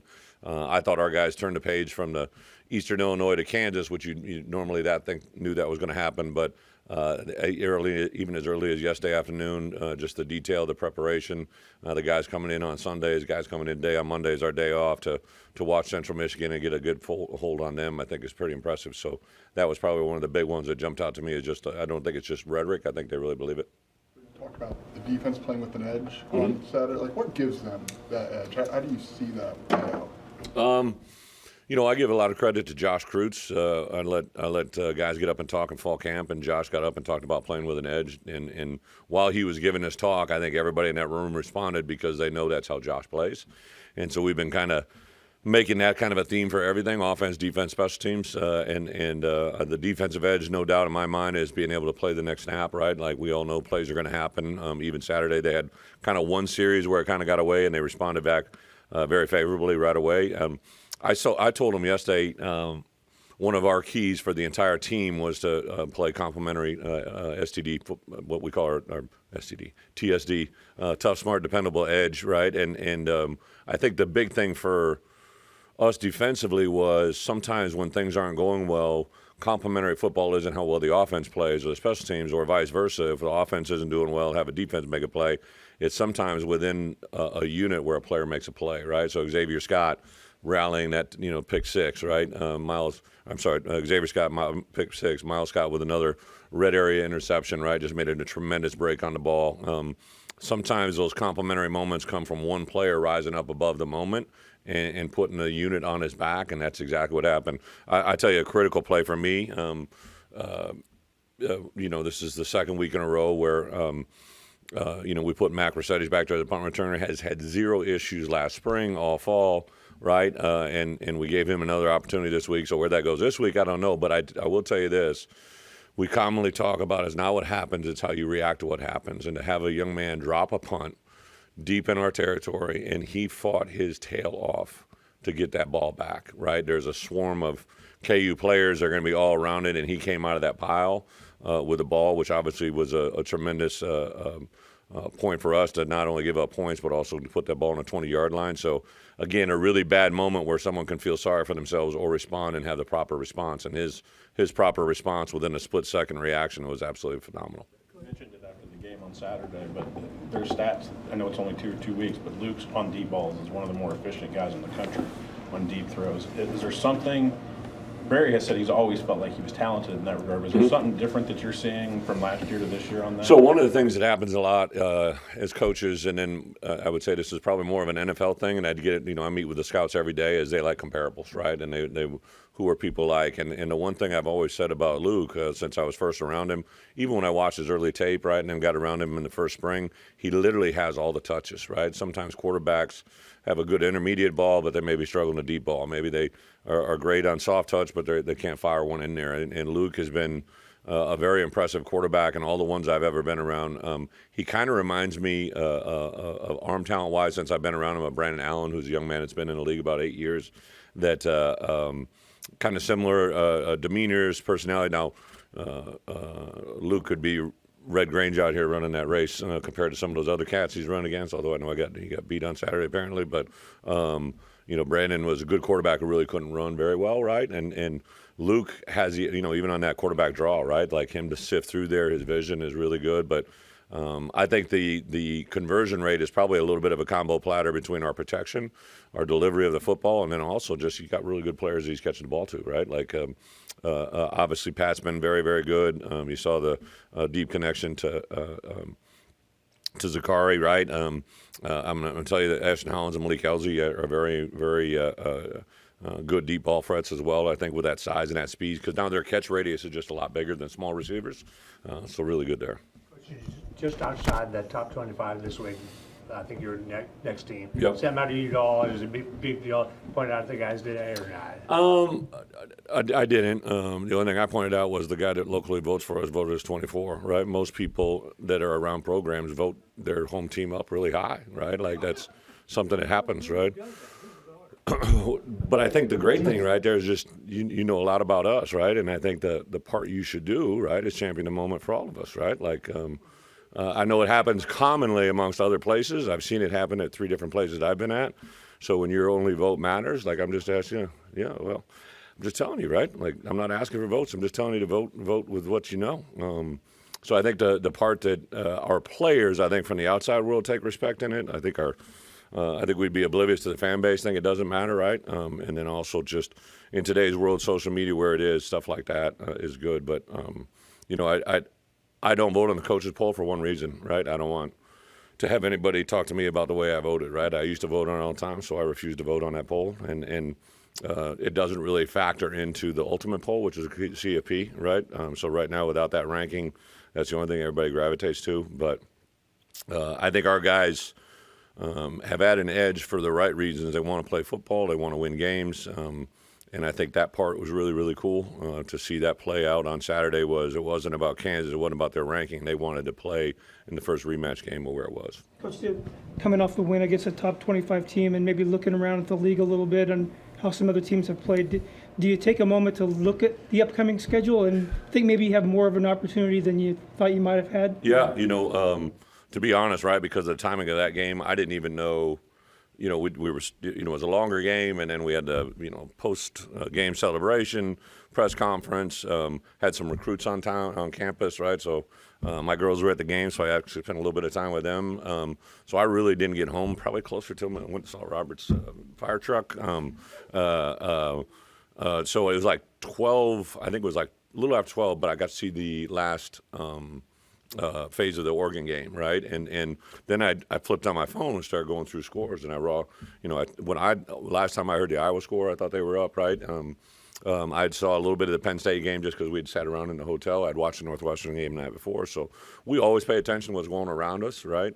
But on Sundays, I usually take a moment with our team to kind of just talk about what's in front of us and what's ahead of us, right? And I wouldn't say I would paint a picture like what you're saying, but I do think our guys understand the moment they're in. To be a 2-0 football team here at Illinois out of the gate is an awesome feeling. The chance to play a homecoming game against Central Michigan, hopefully get that crowd back to a similar state, right? Like whatever number ends up showing, I think they'll be excited. It'll be 11 o'clock kickoff, which will be the first one for us this year, so I know that's a challenge for our guys, but a lot of things to be excited about. Extra recruiting after a win like that, Bret, on Sunday? Well, what was unusual is just on the field, right? Like I had guys come up and grab me, and like first year my family was out there, so I was my little one was a little bit rattled. But then I just, I know one 2026 offer grabbed me on the shoulder, right? And I saw him and his dad. And then because of the timing of our game, I come to the stadium about 2 hours and 15 minutes ahead. I met 3 2026s that we had offered that were pretty prominent kids in our recruiting process. But there was probably, I think, nine total 2026s that were here with offers in their hands. We had several committed guys that I hadn't been able to see, and to see a lot of them out there on the field was pretty cool. And then, my phone was busy on Sunday trying to hit those guys up. And also have gotten a couple calls since that time too, right? That, people that were maybe not feeling the same way about Illinois maybe 6 months ago. You guys did a little shuffling minimally on the right guard position on Saturday. What are you seeing from the interior of the line, and what are you guys trying to sort? Well, really, Zai, since he's been here, we've rotated guys in at that position. So, I'd tell you the Eastern Illinois game, because of the way it flowed, I wanted to stress our ones. I didn't let our guys. I didn't want them subbing out. I wanted the guys that started the game to start the second half. I wanted to go a couple series. So there was probably a little bit of that game was different from what you'll see in the future. But I think we wanted to rotate guys in at right guard. I think as a whole, that was the only position on the offensive line that we had that planned in. It kind of happens naturally almost all other positions because D linemen sub all the time. O-line is one of those really rare breeds where if you really want to rotate, you probably have to have a pre-thought rotation. And I think you'll see more of that, especially at the right guard, maybe even a little bit at left guard, and see where it goes. But super excited about the growth of that line, and I thought Zai played a lot better game than he did the week before, too. It was a sold-out game, comeback victory. As a head coach, do you ever really rank this win? Like, was this one of the best wins you've had at Illinois? It's the latest one. They're all really good. Like I mean that with all due respect. Like anytime you get out on top and get away with a W, I've said in the past, like a very wise man I grew up under always told me to celebrate all the ones you get on the right side of, right? So I definitely felt good about that. I think the teachable moments are so much more realistic and better heard on wins, right, than losses, right? So one of the things I really stressed to my staff, because we got a lot of new people in the room, but I was very proud of our staff, right? On that rematch game, defensively, Aaron and that defense staff, I thought offensively to come back and respond. We started off kind of on fire, had that takeaway early that kind of put us into a lull, and then to have the response in the second half was awesome to watch. So I really wanted my staff to hear me on, hey, we've got their attention. Let's take care of these teachable moments, right? Because there was a lot of things on film that we need to clean up and that our opponents will see. So as far as rankings, they're all pretty good, man. To get a win at home in front of a sellout crowd, I realize that's a big deal here, right? And very opportunistic. I saw some of our best donors, right, and some of the people that are very critical to our success here had a lot of. I can't even. When I turned on my phones, I didn't even try to respond to anybody that night, just because it was so many people reaching out, which is awesome. But again, people the wins are obviously a very, very good thing, but it's the experience of that day that really makes fans for a lifetime. And for Josh and I, we've always said sustainable success has got to come through repeated behavior, right? And this is a big step in that direction. Do you have any personal history with Central Michigan or with their coaching staff? No, I hired a head coach once. Dan Enos was the head coach of Central Michigan, and I hired him as my offensive coordinator at Arkansas. Jim and I've, back when he was head coach of Florida to where we are, have really just kind of crossed paths in that regard. It's kind of the same temperament, same personalities, a great dude. And I know several coaches on their staff. I've got great respect for anybody in the MAC. I called Thomas Hammock on the way home Saturday night. My wife and I loved Thomas. Thomas was with us for a long time at Wisconsin.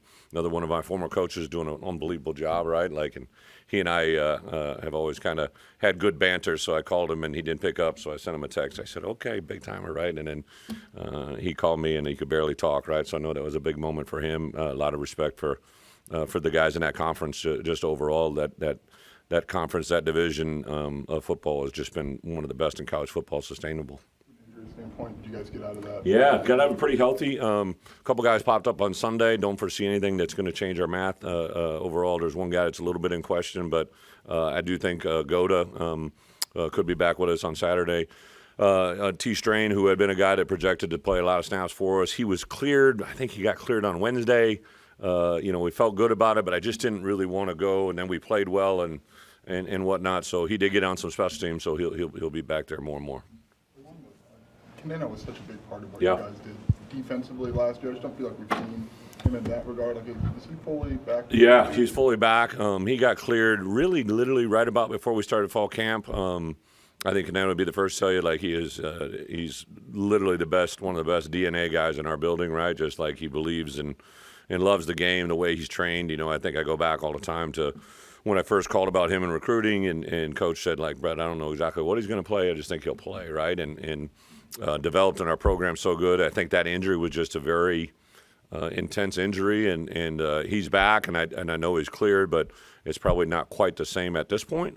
But he's doing an incredible job for us on all four phases of the kicking game. His intentionality is awesome. He shows up every day to practice. We have played Saturday a lot more defense with two linebackers on the field. And he just, because of the timing of when he came back, Ryan Mead had taken advantage of the opportunity. Ryan's playing his best football.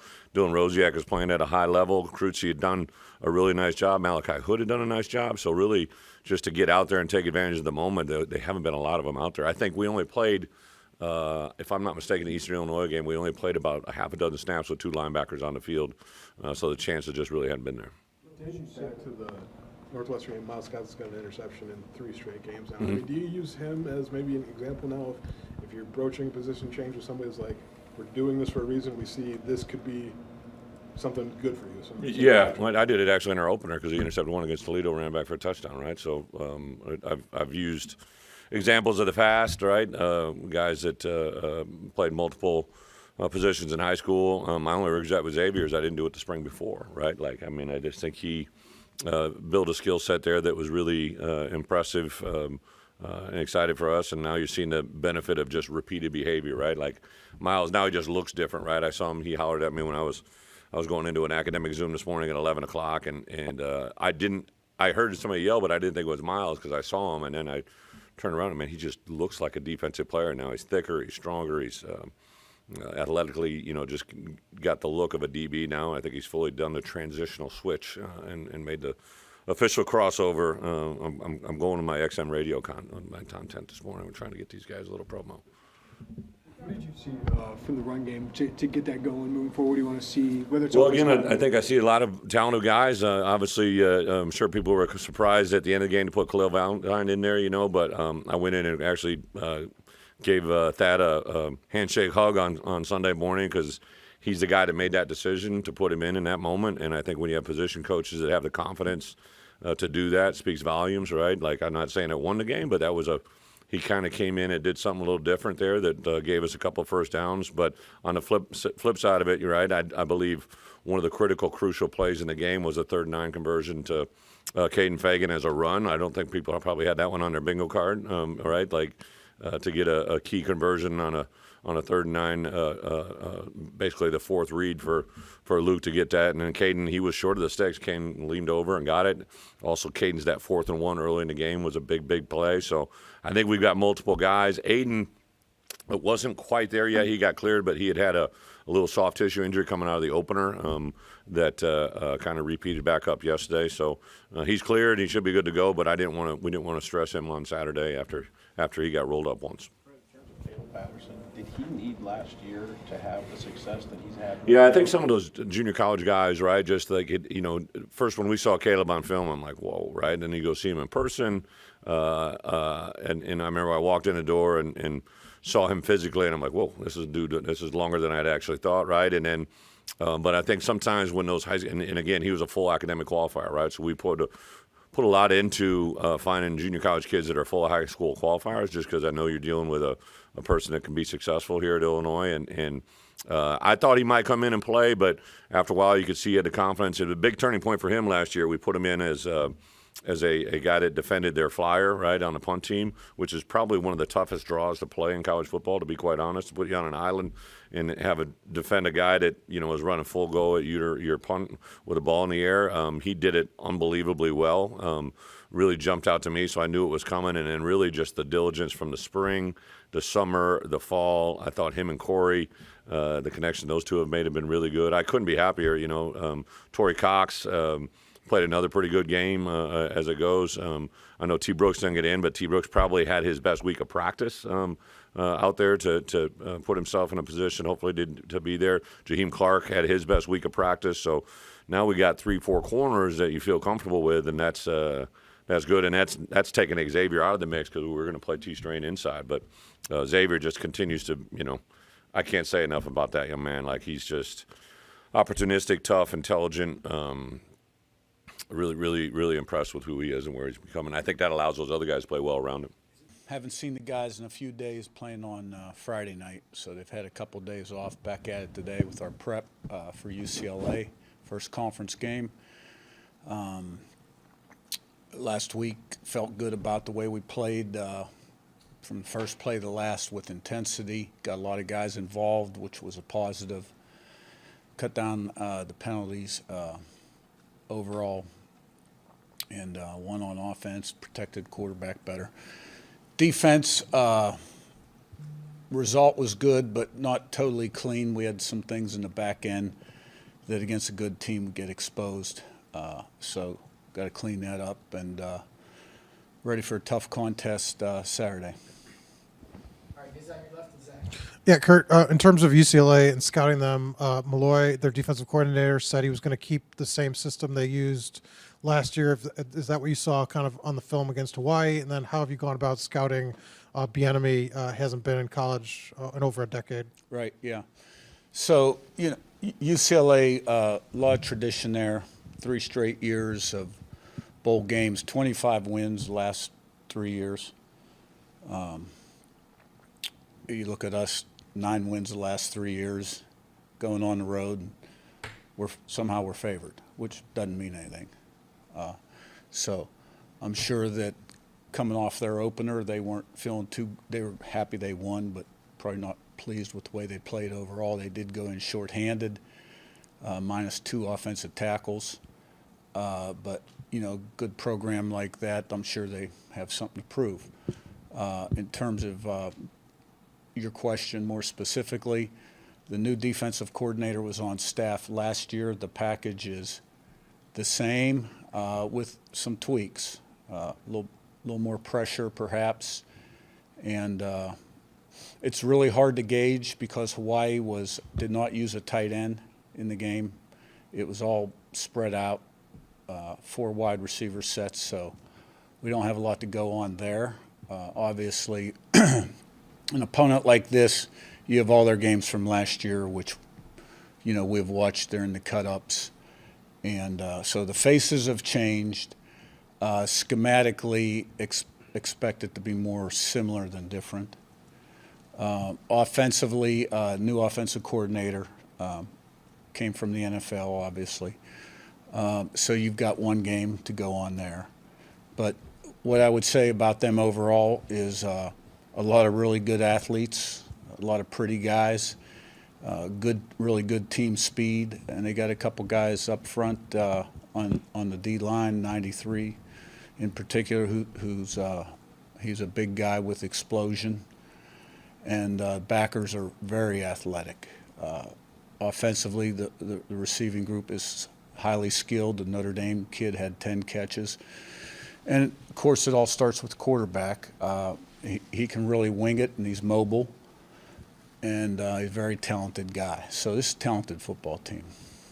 Zach, on your left and Matt. I guess kind of following on the question of preparing for a team, what are the advantages and disadvantages in your mind of maybe having played 2 games as opposed to 1 at this point early in the season, a little bit more on film of you, but also more time on task for you compared to a team like UCLA that's only played 1 game and then had the week Yeah, off? I think you hit it on the head. Having 2 games under your belt's beneficial in terms of your team development. In terms of the tape, maybe, they've got some more relevant stuff to look at from us than we have of them. Matt, go to Todd. Coach, I get obviously the opponent, but after going back and watching Curtis and even Taven, I know he didn't get a ton of snaps, but just overall, how'd you feel about how those two guys played after watching them on the film and grading them? Yeah, I think Curtis had the opportunity to, make his drop, make his reads, and deliver the ball, which he didn't always have that opportunity in the first game. I thought our protection, we cleaned that up significantly, and if you want to play good quarterback, you got to have protection. And we separated on the outside, and he delivered the ball, and he played well. Wasn't perfect, but he played well. And what I really liked was you could see kind of the cohesiveness of the team on both sides, guys cheering each other on, congratulating each other, him taking charge, and it was great to get a lot of guys involved. Taven came in. I thought he played nicely, delivered the ball, ran it too, and so he should feel good about his outing coming out of that game. Todd on your left and center. Curt, you've coached in the Rose Bowl, I believe, once with Alabama. Right. What does it mean for you to go to that building and for a place that's kind of hallowed ground for fans of the traditional Big Ten schools? How do you kind of enjoy going to these iconic college football arenas? Well, I mean, the Rose Bowl has a lot of tradition. People that follow football. For me and the team, it's more of a business trip, whether we're playing in the Rose Bowl or in a parking lot. It's all the same. Our preparation has to be excellent. Starting the day, string together a good sequence of nows, and prepare to the best of our ability so to give ourselves the best chance. And it's going to be a little longer trip out there, bus to Indianapolis, fly out of there into LA, about an hour to the hotel. A little bit of a time change, but it's no big deal. The venue has never really played a big part in it from a coaching standpoint, and we're looking forward to playing. Seth on your right to Jack. Yeah, Curt, just how would you assess the way your offensive line has played for the first 2 weeks overall as you head into your first Big Ten game, especially in the run game where you've had so much success on the ground so far? Yeah, well, I think those guys are working hard and they're developing. I don't know that we were really tested last week.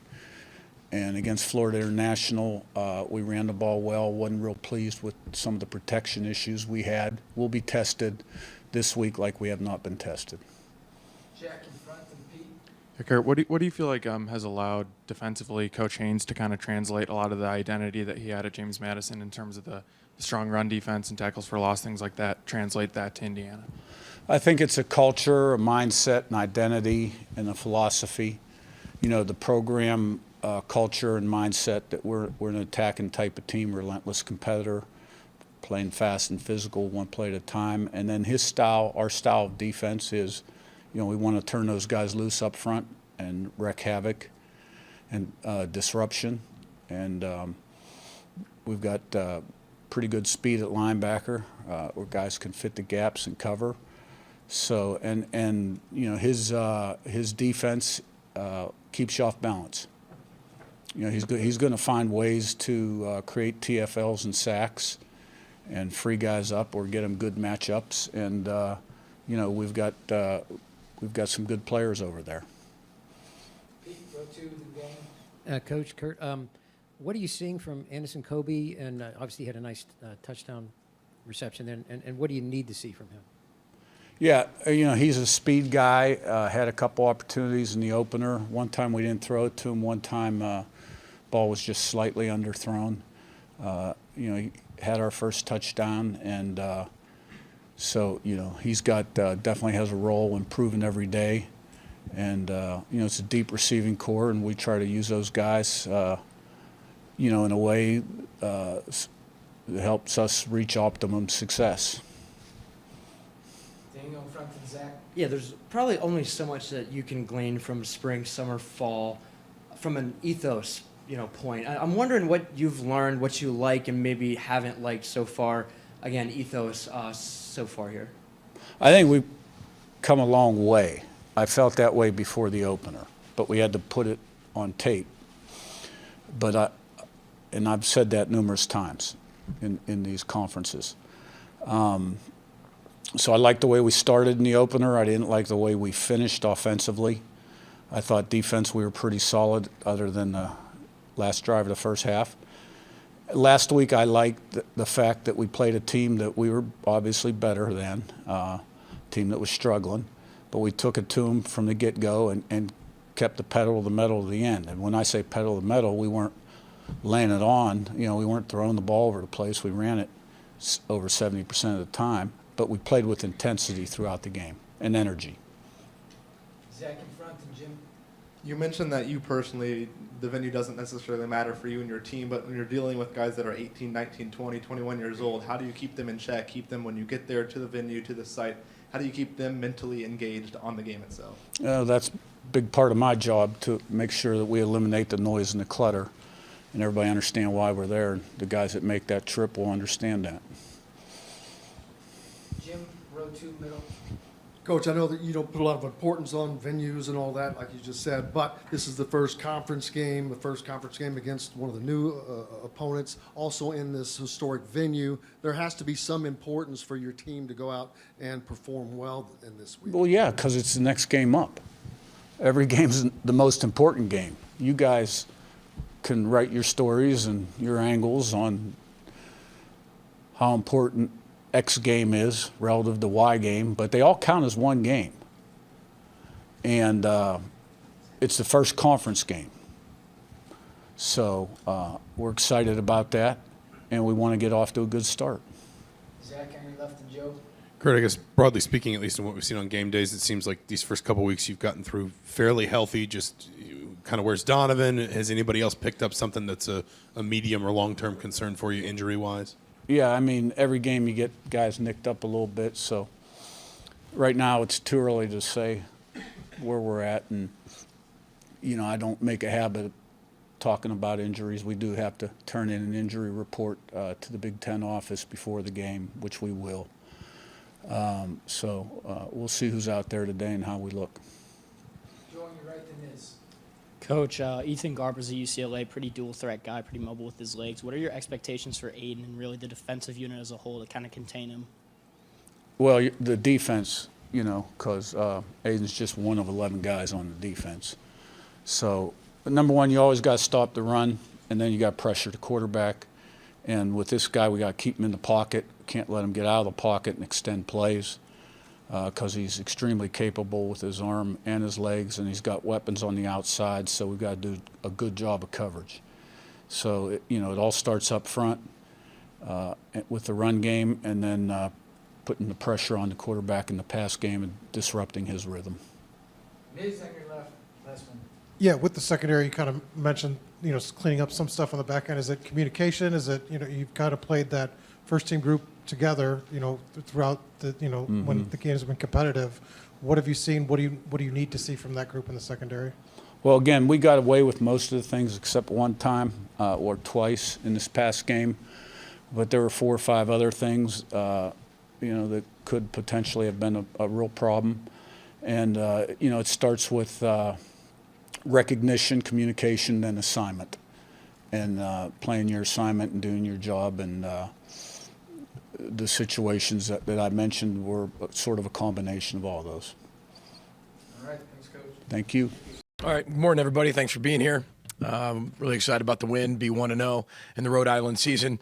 We're able to play a lot of guys. 71 participants actually got into that football game, which was well needed for our football team. As we go through the next, 10 games, we talked about how deep this team can be, but we needed a lot of guys to play. Our guys, did what they needed to do and found a way to be 1-0 in the Rhode Island season. So we told them from the beginning that we were going to play 60 minutes of football, period. And I thought they did that. From the start to the finish, there were 60 minutes of football, and that was the whole objective, and I thought our guys did a really good job of that. So we'll talk about next week's opponent here, I'm sure, in a little bit, but we'll open up for questions. PJ, if anybody needed a reminder that Darius was a difference maker, they certainly got it Saturday. How would you describe his importance and his skill set? I think he's one of the best players on this football team, maybe in the country. You're talking about importance to a certain team, how important is a player to their particular team. He's really important to our team, not only on the field but off the field, type of person he is, the leader he is, how he's developing as a man. There's so many things that I love about Darius. But yeah, we've missed him. I mean, you can't sit there and say you don't miss your best players when they're not in there. We definitely missed him. I thought the guys did a good job supplementing that in game one. But you could just feel his presence and the things he can do on the offensive side of the ball and from the backfield, split out wide, his balance, the way he runs the football, what he can do with the ball in his hand. So, of course, he was missed game one. But that's football. He felt good. Medical staff, trainers gave him the ability to play in game two, and I thought he took advantage of that. What are some things you still want to learn about this football team before Big Ten play starts?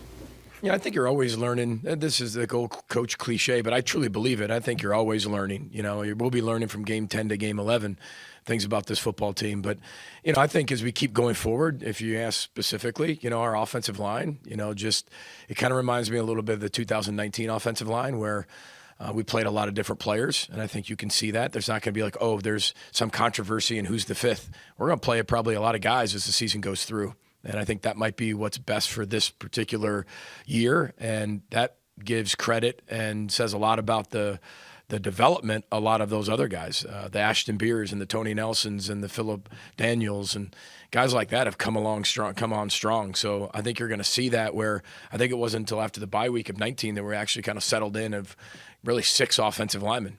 And, I think that's what we're doing. That's a good thing. That we can be able to do that with so many guys. And I think that's one thing as we keep going forward, we're going to learn more about. What's the coaching point when it comes to the offensive line and the run game? I think you guys are averaging less than 3 yards a carry. What's the emphasis there? Well, I think they'll be doing everything they can to stop the run. I mean, everything they possibly can to stop the run. And there's a reason, we threw for 200, max at 271 yards.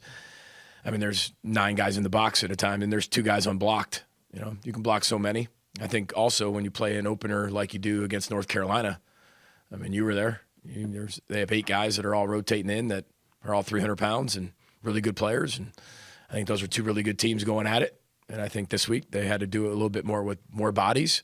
And we were going to take what the defense gave us. And we can sit there and be stubborn and say, you know what you just said, whatever we're averaging, and we need that average to go up.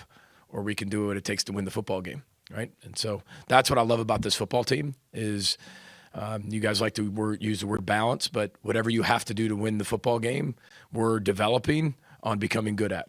And I think that's what's fun about coaching this football team. It's not just a one-dimensional, it has to work.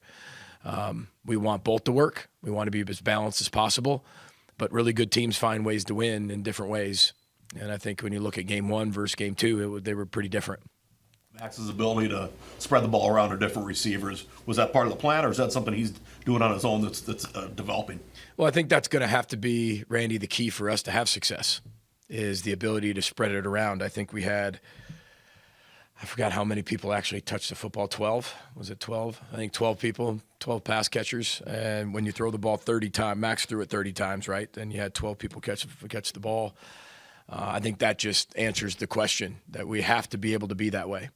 And, I told you afterwards, we were joking around with Daniel. I said, Daniel, did you have a touchdown today?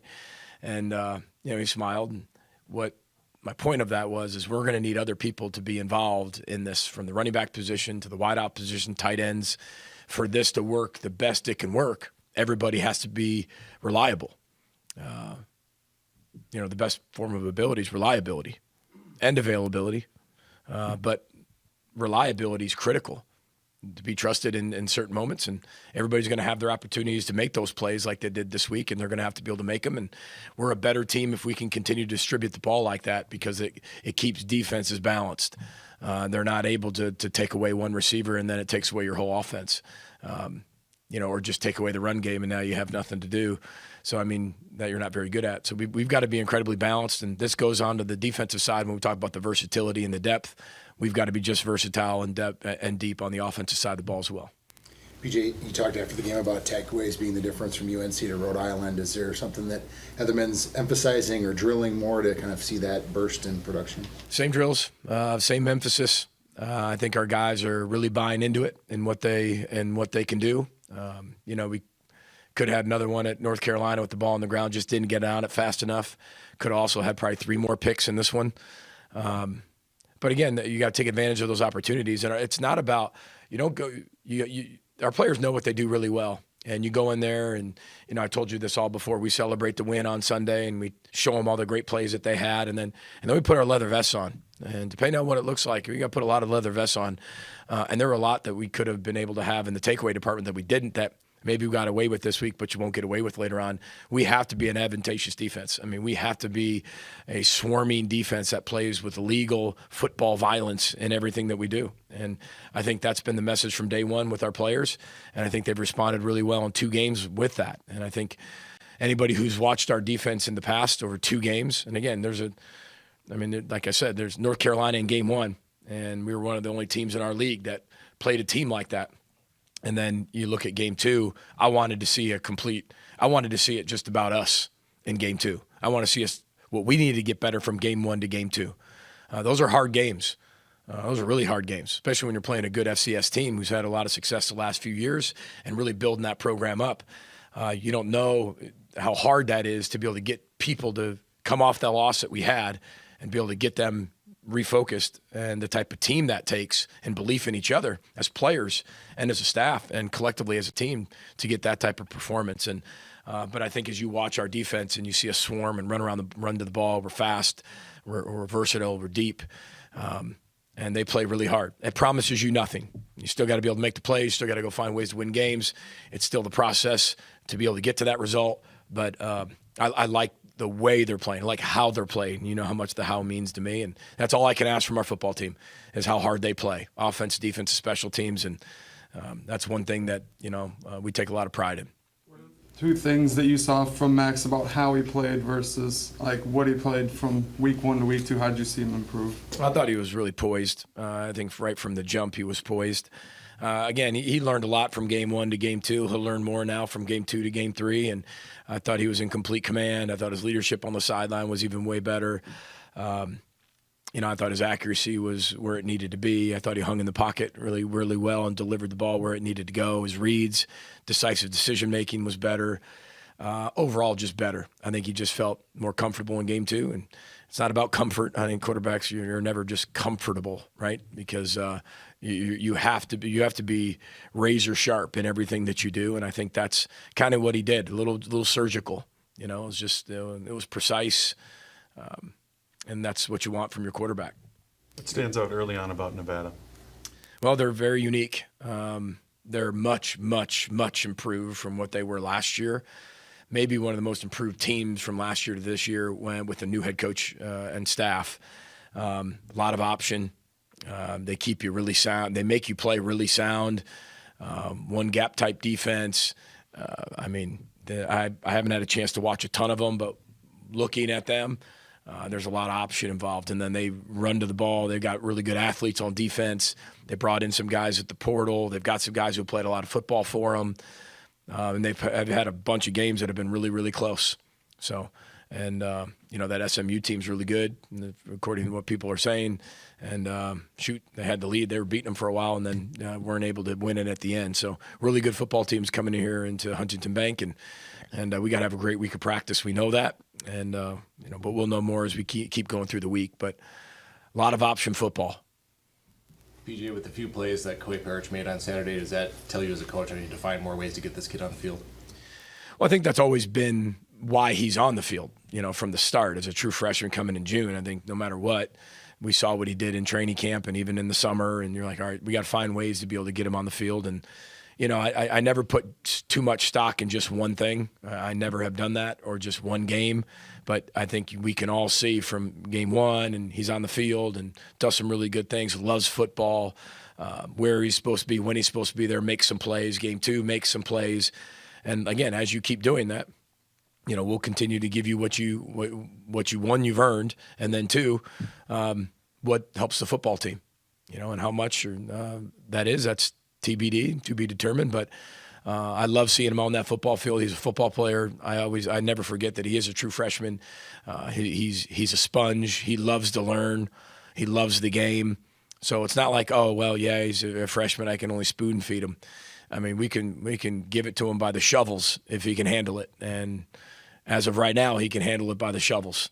And we're going to continue to do that and get to the bulldozer part. And, you know, he just absorbs it all. And I'm proud of him for that, because that's really difficult to do. And he's really humble. You know, I give him credit for that too. He knows how much he's got to learn and how far he needs to go. But, you know, he made some plays for us, and hopefully continues to do that as the season goes on. But, you know, I trust him 100%. And, again, that's hard to earn. PJ, what do you think of Devin Eastern's performance on Saturday? I thought he played one of his best games he's played since he's been here. And it's not about an opponent.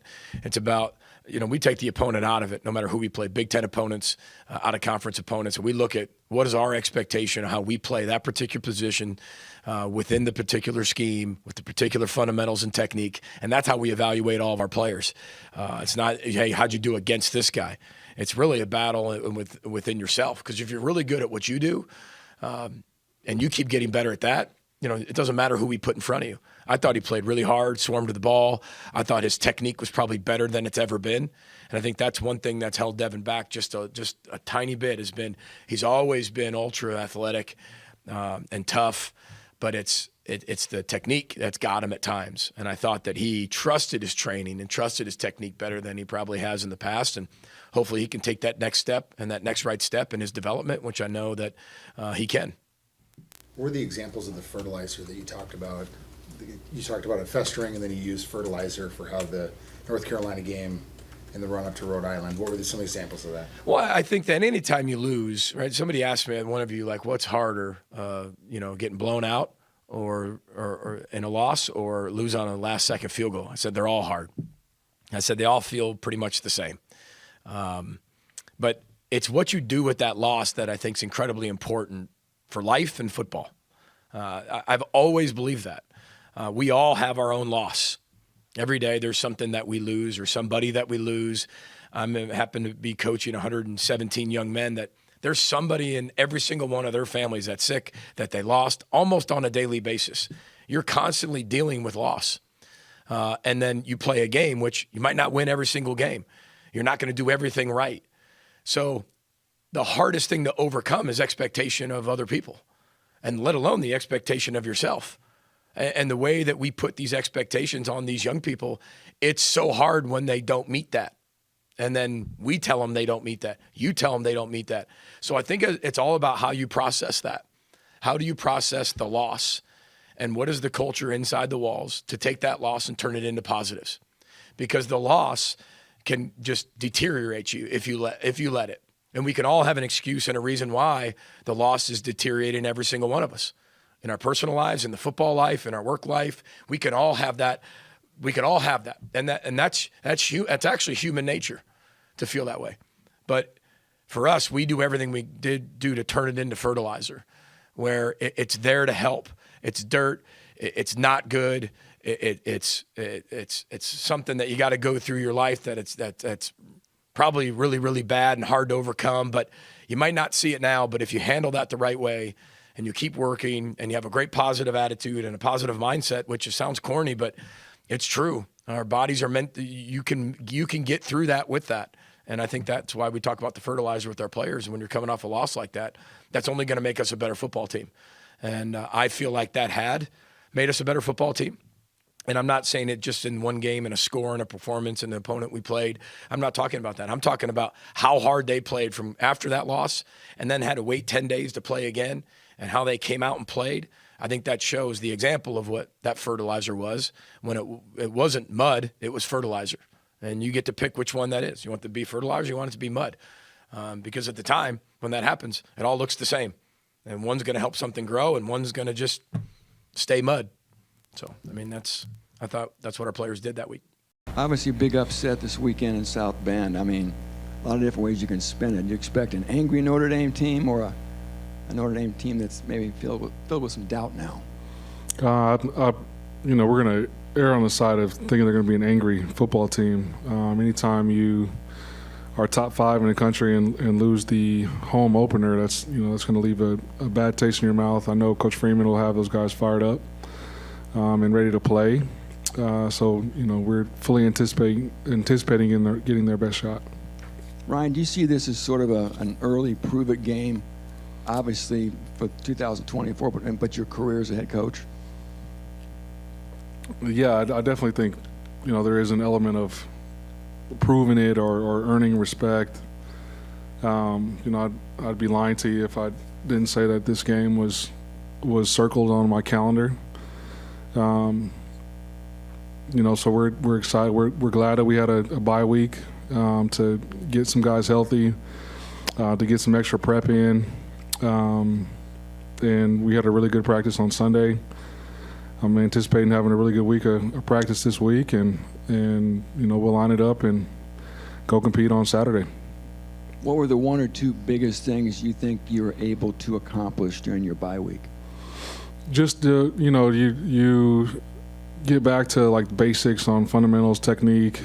Still did a lot of good on good just to maintain speed of the game, but you also get a jump on early downs. We'll introduce third downs a little bit earlier than we usually do. We'll introduce red area a little bit earlier than we usually do. You get a chance to get your legs back fresh, coming off of fall camp in that first game.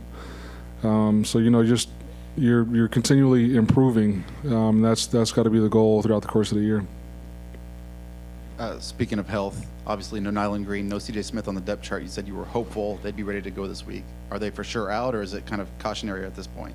Yeah, I wouldn't anticipate them being out there this week. They're close. They're really close. You watch them.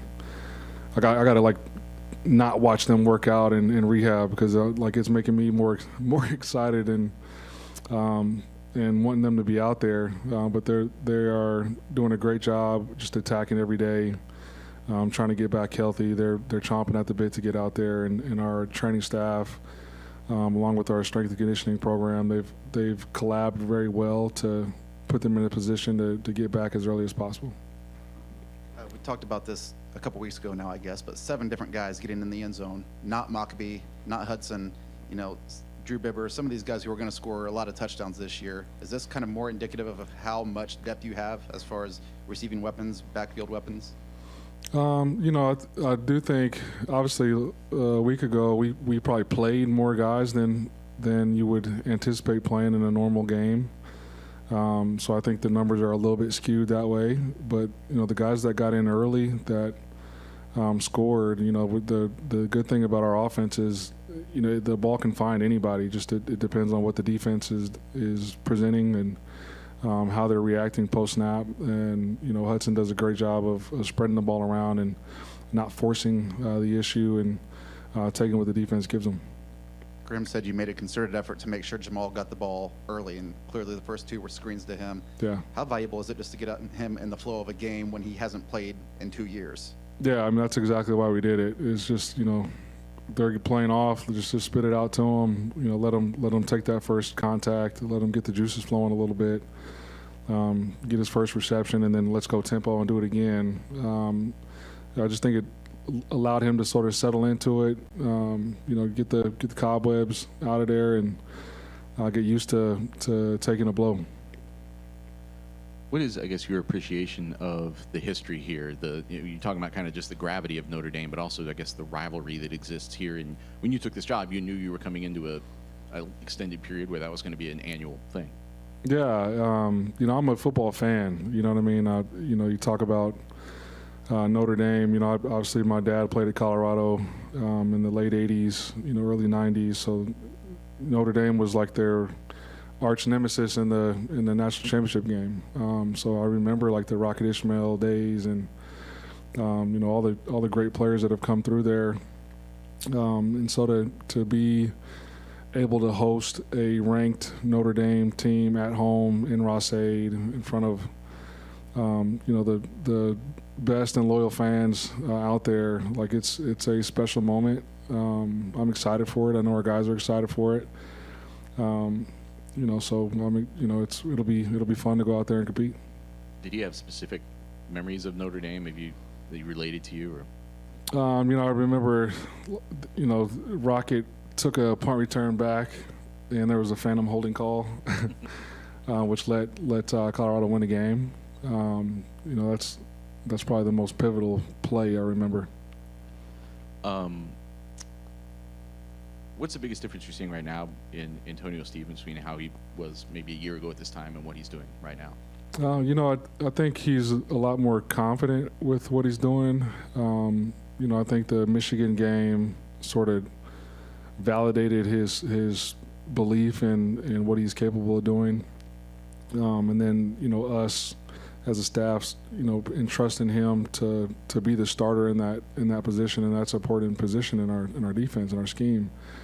And so I just think he's more comfortable, more confident with what we're asking him to do. I've been really impressed with his leadership and his willingness to hold other people accountable. He's a guy that's been around here for a long time and has overcome a lot of adversity and has been resilient. And I think guys in the locker room respect that. And he works at it. Like, he is diligent in his craft. He respects his preparation. I think that's why he's playing with confidence right now. Ask a more general question. As the Big Ten has expanded now coast to coast, and now you've got this West Coast footprint, has it changed at all the approach in recruiting, or at least in terms of how much you're looking out there?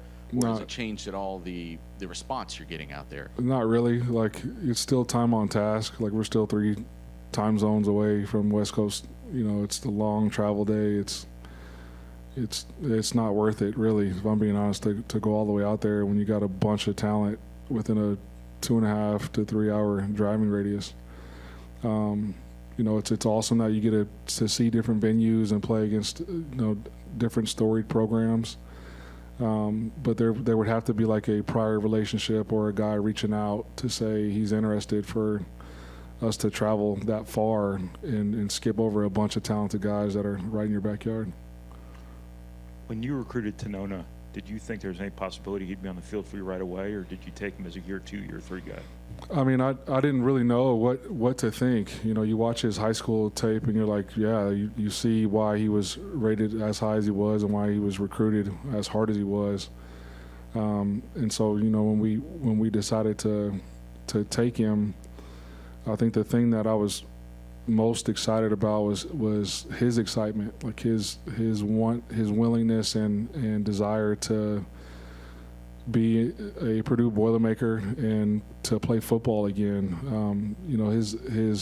His excitement and passion for that led me to believe it would be a quick turnaround. And then just the way he went to work when he got here and changed his body and kind of got back into the swing of things from a technique standpoint. His mindset and attitude is that's why it's not surprising that he's been able to give us some quality minutes right now.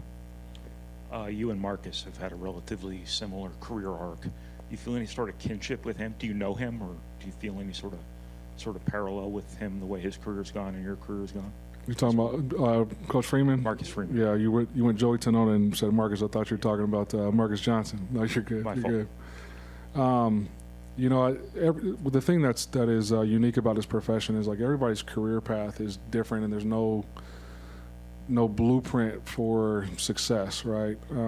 I think the thing that I've sort of admired from afar is just the quick rise, the consistent success and consistent play on the defensive side of the ball. Obviously, I'm a defensive guy, so you study a little bit. You pay attention to people that are also playing good defense, and he's definitely done that.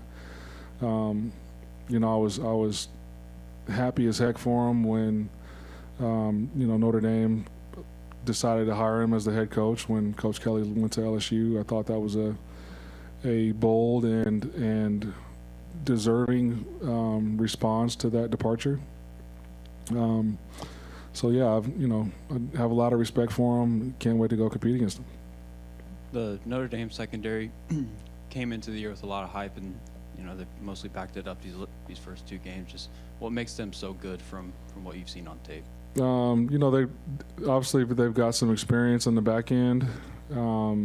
They're athletic. They play some man coverage and they understand where their help is and where they can get beat. So I just think that experience and also the 2 teams that they've played, they haven't stressed them a whole lot either. But you can tell it's a group that's played a lot together and is well versed with what they're doing schematically. How do you spend your Saturday, Ryan? Watching a lot of ball. Saw a soccer game also with my 8-year-old, and then went home and watched a lot of football. Ryan, I think I know the answer, but I'm just going to ask for confirmation. Corey Stewart and Cam Brown will play on Saturday? Yes. Excited to be back in the facility with our team today. Coming off a really tough, disappointing loss Friday night. Lot of lessons to be learned from Friday night. In areas of execution, some of the details and in valuing the football. That being said, could not be more optimistic about the foundation that this team has built. When you turn on the film, we got a group that plays with uncommon effort. Is buying into their coaching. Playing their tails off for one another. We continue to develop depth throughout our roster. Noah Taylor with the block punt, graduate transfer from Cornell, has only been on campus since June and showing up in a big way on special teams. There's a lot of things to be excited about, a lot of things to celebrate. Excited about the direction that our offensive line is going and our running backs in terms of establishing a run game. This opportunity coming off a tough loss is an opportunity for this group to respond to adversity, improve because of it, and fully confident that our team will do just that. Great opportunity to get back in the facility this morning with our team, learn from Friday night. Our guys, similar to our routine from last year, are out of the facility here for a few hours before they return this evening for some brief position meetings, initial install in Eastern Illinois, and then a brief practice. This group understands what's in front of us. A very quality, well-coached team that's coming off a win at Indiana State. Coach Wilkerson has done an incredible job. First year going 2-9. Last year 8-3 football team. Very easily could have won 10 games last year. A couple really close losses. This is a very well coached operation with talent. Experienced quarterback returning that was a all conference player. Very talented running back. Some skill out on the perimeter, big offensive line, defensively, did a great job against teams last year. I think gave up less than 20 points per game defensively last season. This is a team that is on an upward trend, very well coached, and at the end of the day, we need to understand our opponent, study our opponent, respect our opponent, and put all of our effort and intention into being at our best. Excited for the opportunity that we're going to have on Saturday night. We have made a decision, at the quarterback position to, give Jack Lausch the start against Eastern Illinois. I'm excited for Jack. I'm excited for our football team. Incredibly appreciative of Mike Wright and the teammate that he is and the effort that he's put into being a part of this team. Mike will continue to be an integral piece of everything that we're doing. Talk about a young man that's high character, a great teammate, everything that you want in a Northwestern Wildcat. I know Mike, and I'm very confident in the fact that Mike will handle this, like the high character young man that he is. He'll prepare the same way. He'll stay ready, and also excited for Jack Lausch and his opportunity to, have his first college start and lead this offense. Coach Braun, it feels like at the end of last season, all season really, Anto Saka has just been getting better and better and really hit the ground running through 2 games. Right now he's leading the Big Ten in quarterback pressures. Can you just talk about his trajectory and the work in the offseason and where you think he's headed right now? Yeah, special young man, incredibly talented. I remember a conversation I had with Anto when I first got here 20 months ago. was still in his first year here trying to figure things out. And, the one thing I'm really proud of Anto is, the first thing we talked about is just carving out a role. And what does his skill set possess that would allow him to do that early on in his career? And at the end of the day, that was just really developing as a pass rusher. And the partnership between Anto and Coach Smith has been really fun to watch. And where I'm proud of Anto is he's taken that role and now built off of it and really started to hone his skill set to be a very effective every down defensive lineman. But cannot the way that we play defense, that front four has to be disruptive, has to affect the quarterback, and he's certainly continuing to trend in the right direction, and just really proud of all the work that he's put in and the coaching that he's taken from Coach Smith. David, what do you want to see from Jack that you haven't seen the first two games from Mike? Yeah, it's just assignment sound. Just executing our offense, and then valuing the football. That's something for us to be at our best. We need to win the turnover margin. It's something that we emphasize in terms of valuing the football, and that's something that at the end of the day. At the quarterback position, you're going to have the ball in your hand on every single play. Your ultimate responsibility is to protect and value the football, and it's going to be the ultimate charge for Jack to lead this group, to execute within the offense, and make sure that we're valuing the football. How much of this decision was you maybe informing Coach Lujan of this, or was this more of a conversation? Everything that we do as a program, like as I've said before, Matt, sometimes I get questions about this being my program. It's not mine. I'm just fortunate enough to occupy the position in that chair right now. Everything that we do as a staff is a collaborative nature. At the end of the day, all decisions, ultimately fall on me and I'll be involved with. But it was a collaborative conversation and something that I know Coach Lujan and I are in complete alignment on. And then have you seen, you made a change at offensive coordinator decision to bring in him this season. Haven't seen necessarily the positive production, but do you see the right changes underlying that from last year? Do you see a positive direction on the offense? I'm incredibly confident in the direction that we're going. It's the same conversation that I had with our team this morning. As competitors, we can get so tied into, being attached to the performance and the result. And then you ride this wave, Matt, of, when things are going well, it's all sunshine and roses. And when things aren't going well, it's hit the panic button. And at the end of the day, the things that we need to evaluate is, our intent, our effort, our processes, things that we can control. And don't get me wrong, in all three phases of the game, there are plenty of things as a football team, as a coaching staff, myself, that we can improve on in all those areas. But I see improvement. I see guys, gaining a certain understanding. We talked about what are the things we're doing well right now offensively. Well, I'm abundantly confident in the direction that our running game is going and some of the things that we've been able to establish on the ground. I'm really proud of the way that the ball has come out on time. Mike has done a really good job of being timely with the football. Our offensive line has done a good job of protecting them. That's something that needs to continue. And then there's just plenty of things that we can clean up. But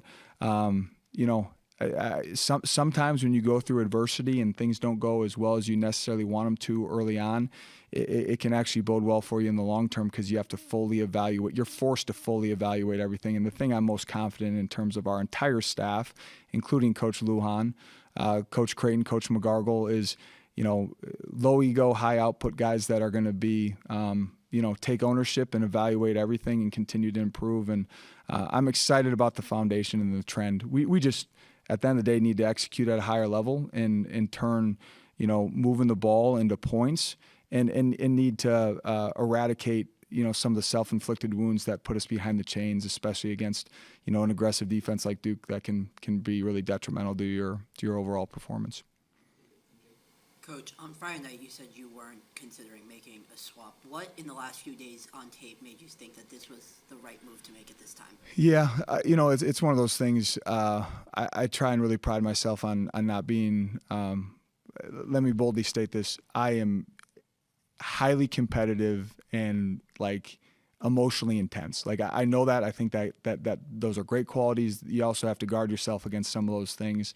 And I do not like making decisions when I'm in an emotional state. So, the statements that I made on Friday night, I stand behind it in the moment. I wasn't going to speak to those types of decisions when I hadn't had a chance to evaluate the film and process and really evaluate what was in the best interest of the team. But having a chance to look at the film, evaluate where we're at, I think the decision that we're going with is in the best interest of our football team right now.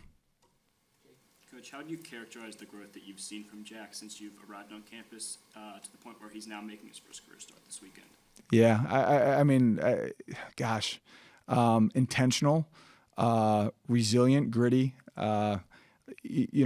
Jack, when he arrived on campus, great athlete, great competitor, incredible, just, intangibles that you look for in the quarterback position, but not a ready-made Big Ten quarterback. And he's done such a great job of just developing in so many different areas, from throwing from the pocket to some of the things that he can do, throwing the ball on the run and just being more consistent with those types of things with his decision-making. But the growth that we've seen out of Jack Lausch, throughout last fall, but specifically from January on, has been something that leads us to have a lot of optimism for not only this week, but for the future.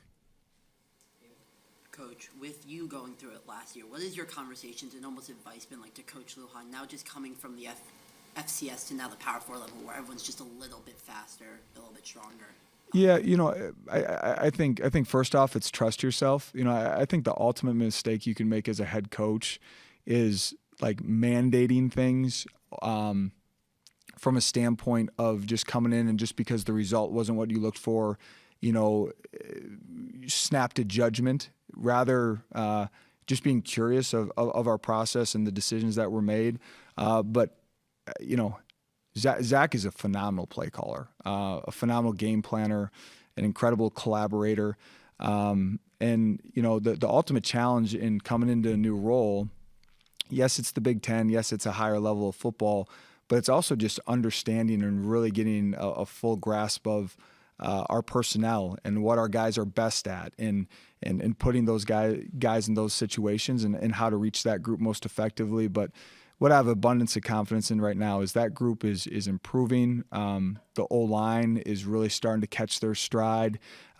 Things that we're seeing out of the running back room are really exciting. Our guys in the tight end room and the wide receiver room are attacking the football. Some of the catches we've seen out of Bryce Kurtz the last couple weeks, A.J. Henning, a huge third down conversion where he makes a great catch. Thomas Gordon against zero coverage pressure. Mike puts in a good spot. Thomas goes up and attacks it, makes an unbelievable play. Like, there's so many things to build off of. And just because the overall results aren't there yet doesn't mean that there's not good things happening. And just, trusting himself. He got himself here for a good reason. He's damn good at what he does, and just continue to trust the process. Coach, obviously, Jack's first career start coming up this weekend. Last week, you guys really struggled with third and longs. You were 3 of 16 on third down, average of 8.1 yards to get to the sticks. How do you make sure that you don't get him in a lot of those third and long situations? Yeah, I mean, number one, the things that we can absolutely control are pre-snap and post-snap penalties, right? It's false starts that we have to eradicate. We can't be starting 1st and 15. We have a couple of holding calls that pop up on first down that put us in 1st and 20 situations. There's technique things there that can be improved upon. Where I give our guys credit, some of those are showing up because they are straining and just so prideful about executing their job. But technically, we can clean some of those things up. Those are things that we can control. And then, again, trusting some of the throws in our quick game on early downs, and again, continuing to lean on our run game, which has been producing. We all know this, much easier to call offense from 2nd and 6 than 2nd and 16. What did you see on the last play of the game? Because it looked like Frank had a pretty good shot at that ball. Yeah, Mike did a good job of giving him a chance, extended the play. Duke did some good things in those types of scenarios, potential situation where they're bringing 0 and trying to get the ball out now, playing off man. They end up rushing 3, dropping 8. There's really no windows to throw the ball. Mike extends the play, gives Frank a chance. Frank did a great job of keeping himself available. We didn't end up converting, but a credit to everyone involved on that play. We had a chance there at the end of the game. Was it close, or did somebody get a handle? No, it was close. I mean, it was maximum effort by Frank. He did everything he possibly could, but there was an opportunity there. Talking about the offensive line, do you have an injury update on Nick Herzog? Is he expected to be back for Eastern? We anticipate Nick being available for us. Coach, after 2 weeks, how comfortable, how much are you enjoying the new technologies, the headsets, the tablets, 2-minute timeout, all that? How do you feel like that's changed the game, elevated it, or whatever? Yeah, I think the 2-minute warning is great. From a clock management standpoint, it boils things down a little bit for you in terms of managing the game and managing the clock. I think the more in college football that we can move to a model where we are in sync with the NFL, I think that's great for our players. I think it's great for the experience. I think it's great for the young men that have an opportunity to transition to the NFL. The headset technology, still figuring out how to best maximize that, but where the college game is different, you see some tempo in the NFL. Obviously see a ton of it in college football. So it's unique with only having one headset on the field defensively. And then the sideline tablets, we got to continue to maximize those to make, appropriate adjustments. I won't name any specifics, but there was one specific adjustment that was made at halftime based on what we were seeing on the tablet that played a critical role in some second half success.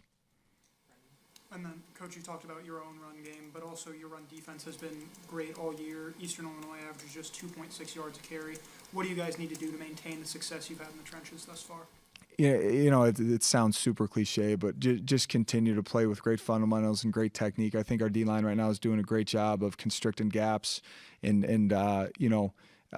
getting off of blocks. Block destruction is such a critical piece of that. The linebackers have a very sound understanding of what we're doing in terms of asking in our run fits. We need to continue to tackle well.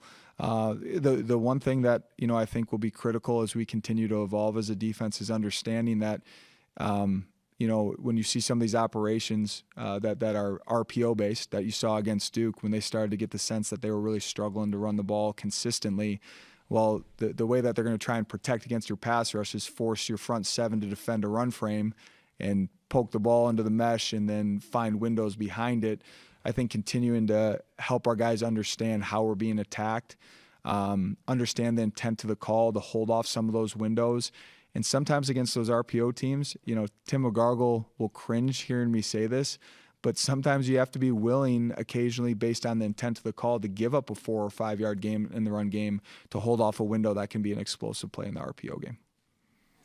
And on the D-line, do you have injury updates for Carmine Bastone or Brendan Flakes? Really optimistic about Brennan's return. Not sure if it'll be this week, but cautiously optimistic that we'll have Flakes back. Carmine, optimistic that we'll have him back here sooner than later, but still uncertain on what that looks like for this week. Coach, one thing with Mike sometimes was just trying to do too much. How do you make sure that Jack understands that, hey, it's okay to throw the ball away, to just take a 1 yard gain, and not every play has to be an explosive? Yeah, I want to give Mike his props. I think there were some things that Mike did really well. The ball out on time. Some of the production we've seen offensively was Mike doing things with his legs, extending plays. Some of the throws that we saw to Duke on Friday night and to Thomas Gordon week 1. I think it's just a very delicate balance of what is an extended play that can lead to production and really weighing the risk reward and just making sure at the end of the day that the non-negotiable is we can't put the ball in danger. We don't want to punt, but punts are okay every now and then, especially if we've picked up a few first downs and we're starting to flip the field.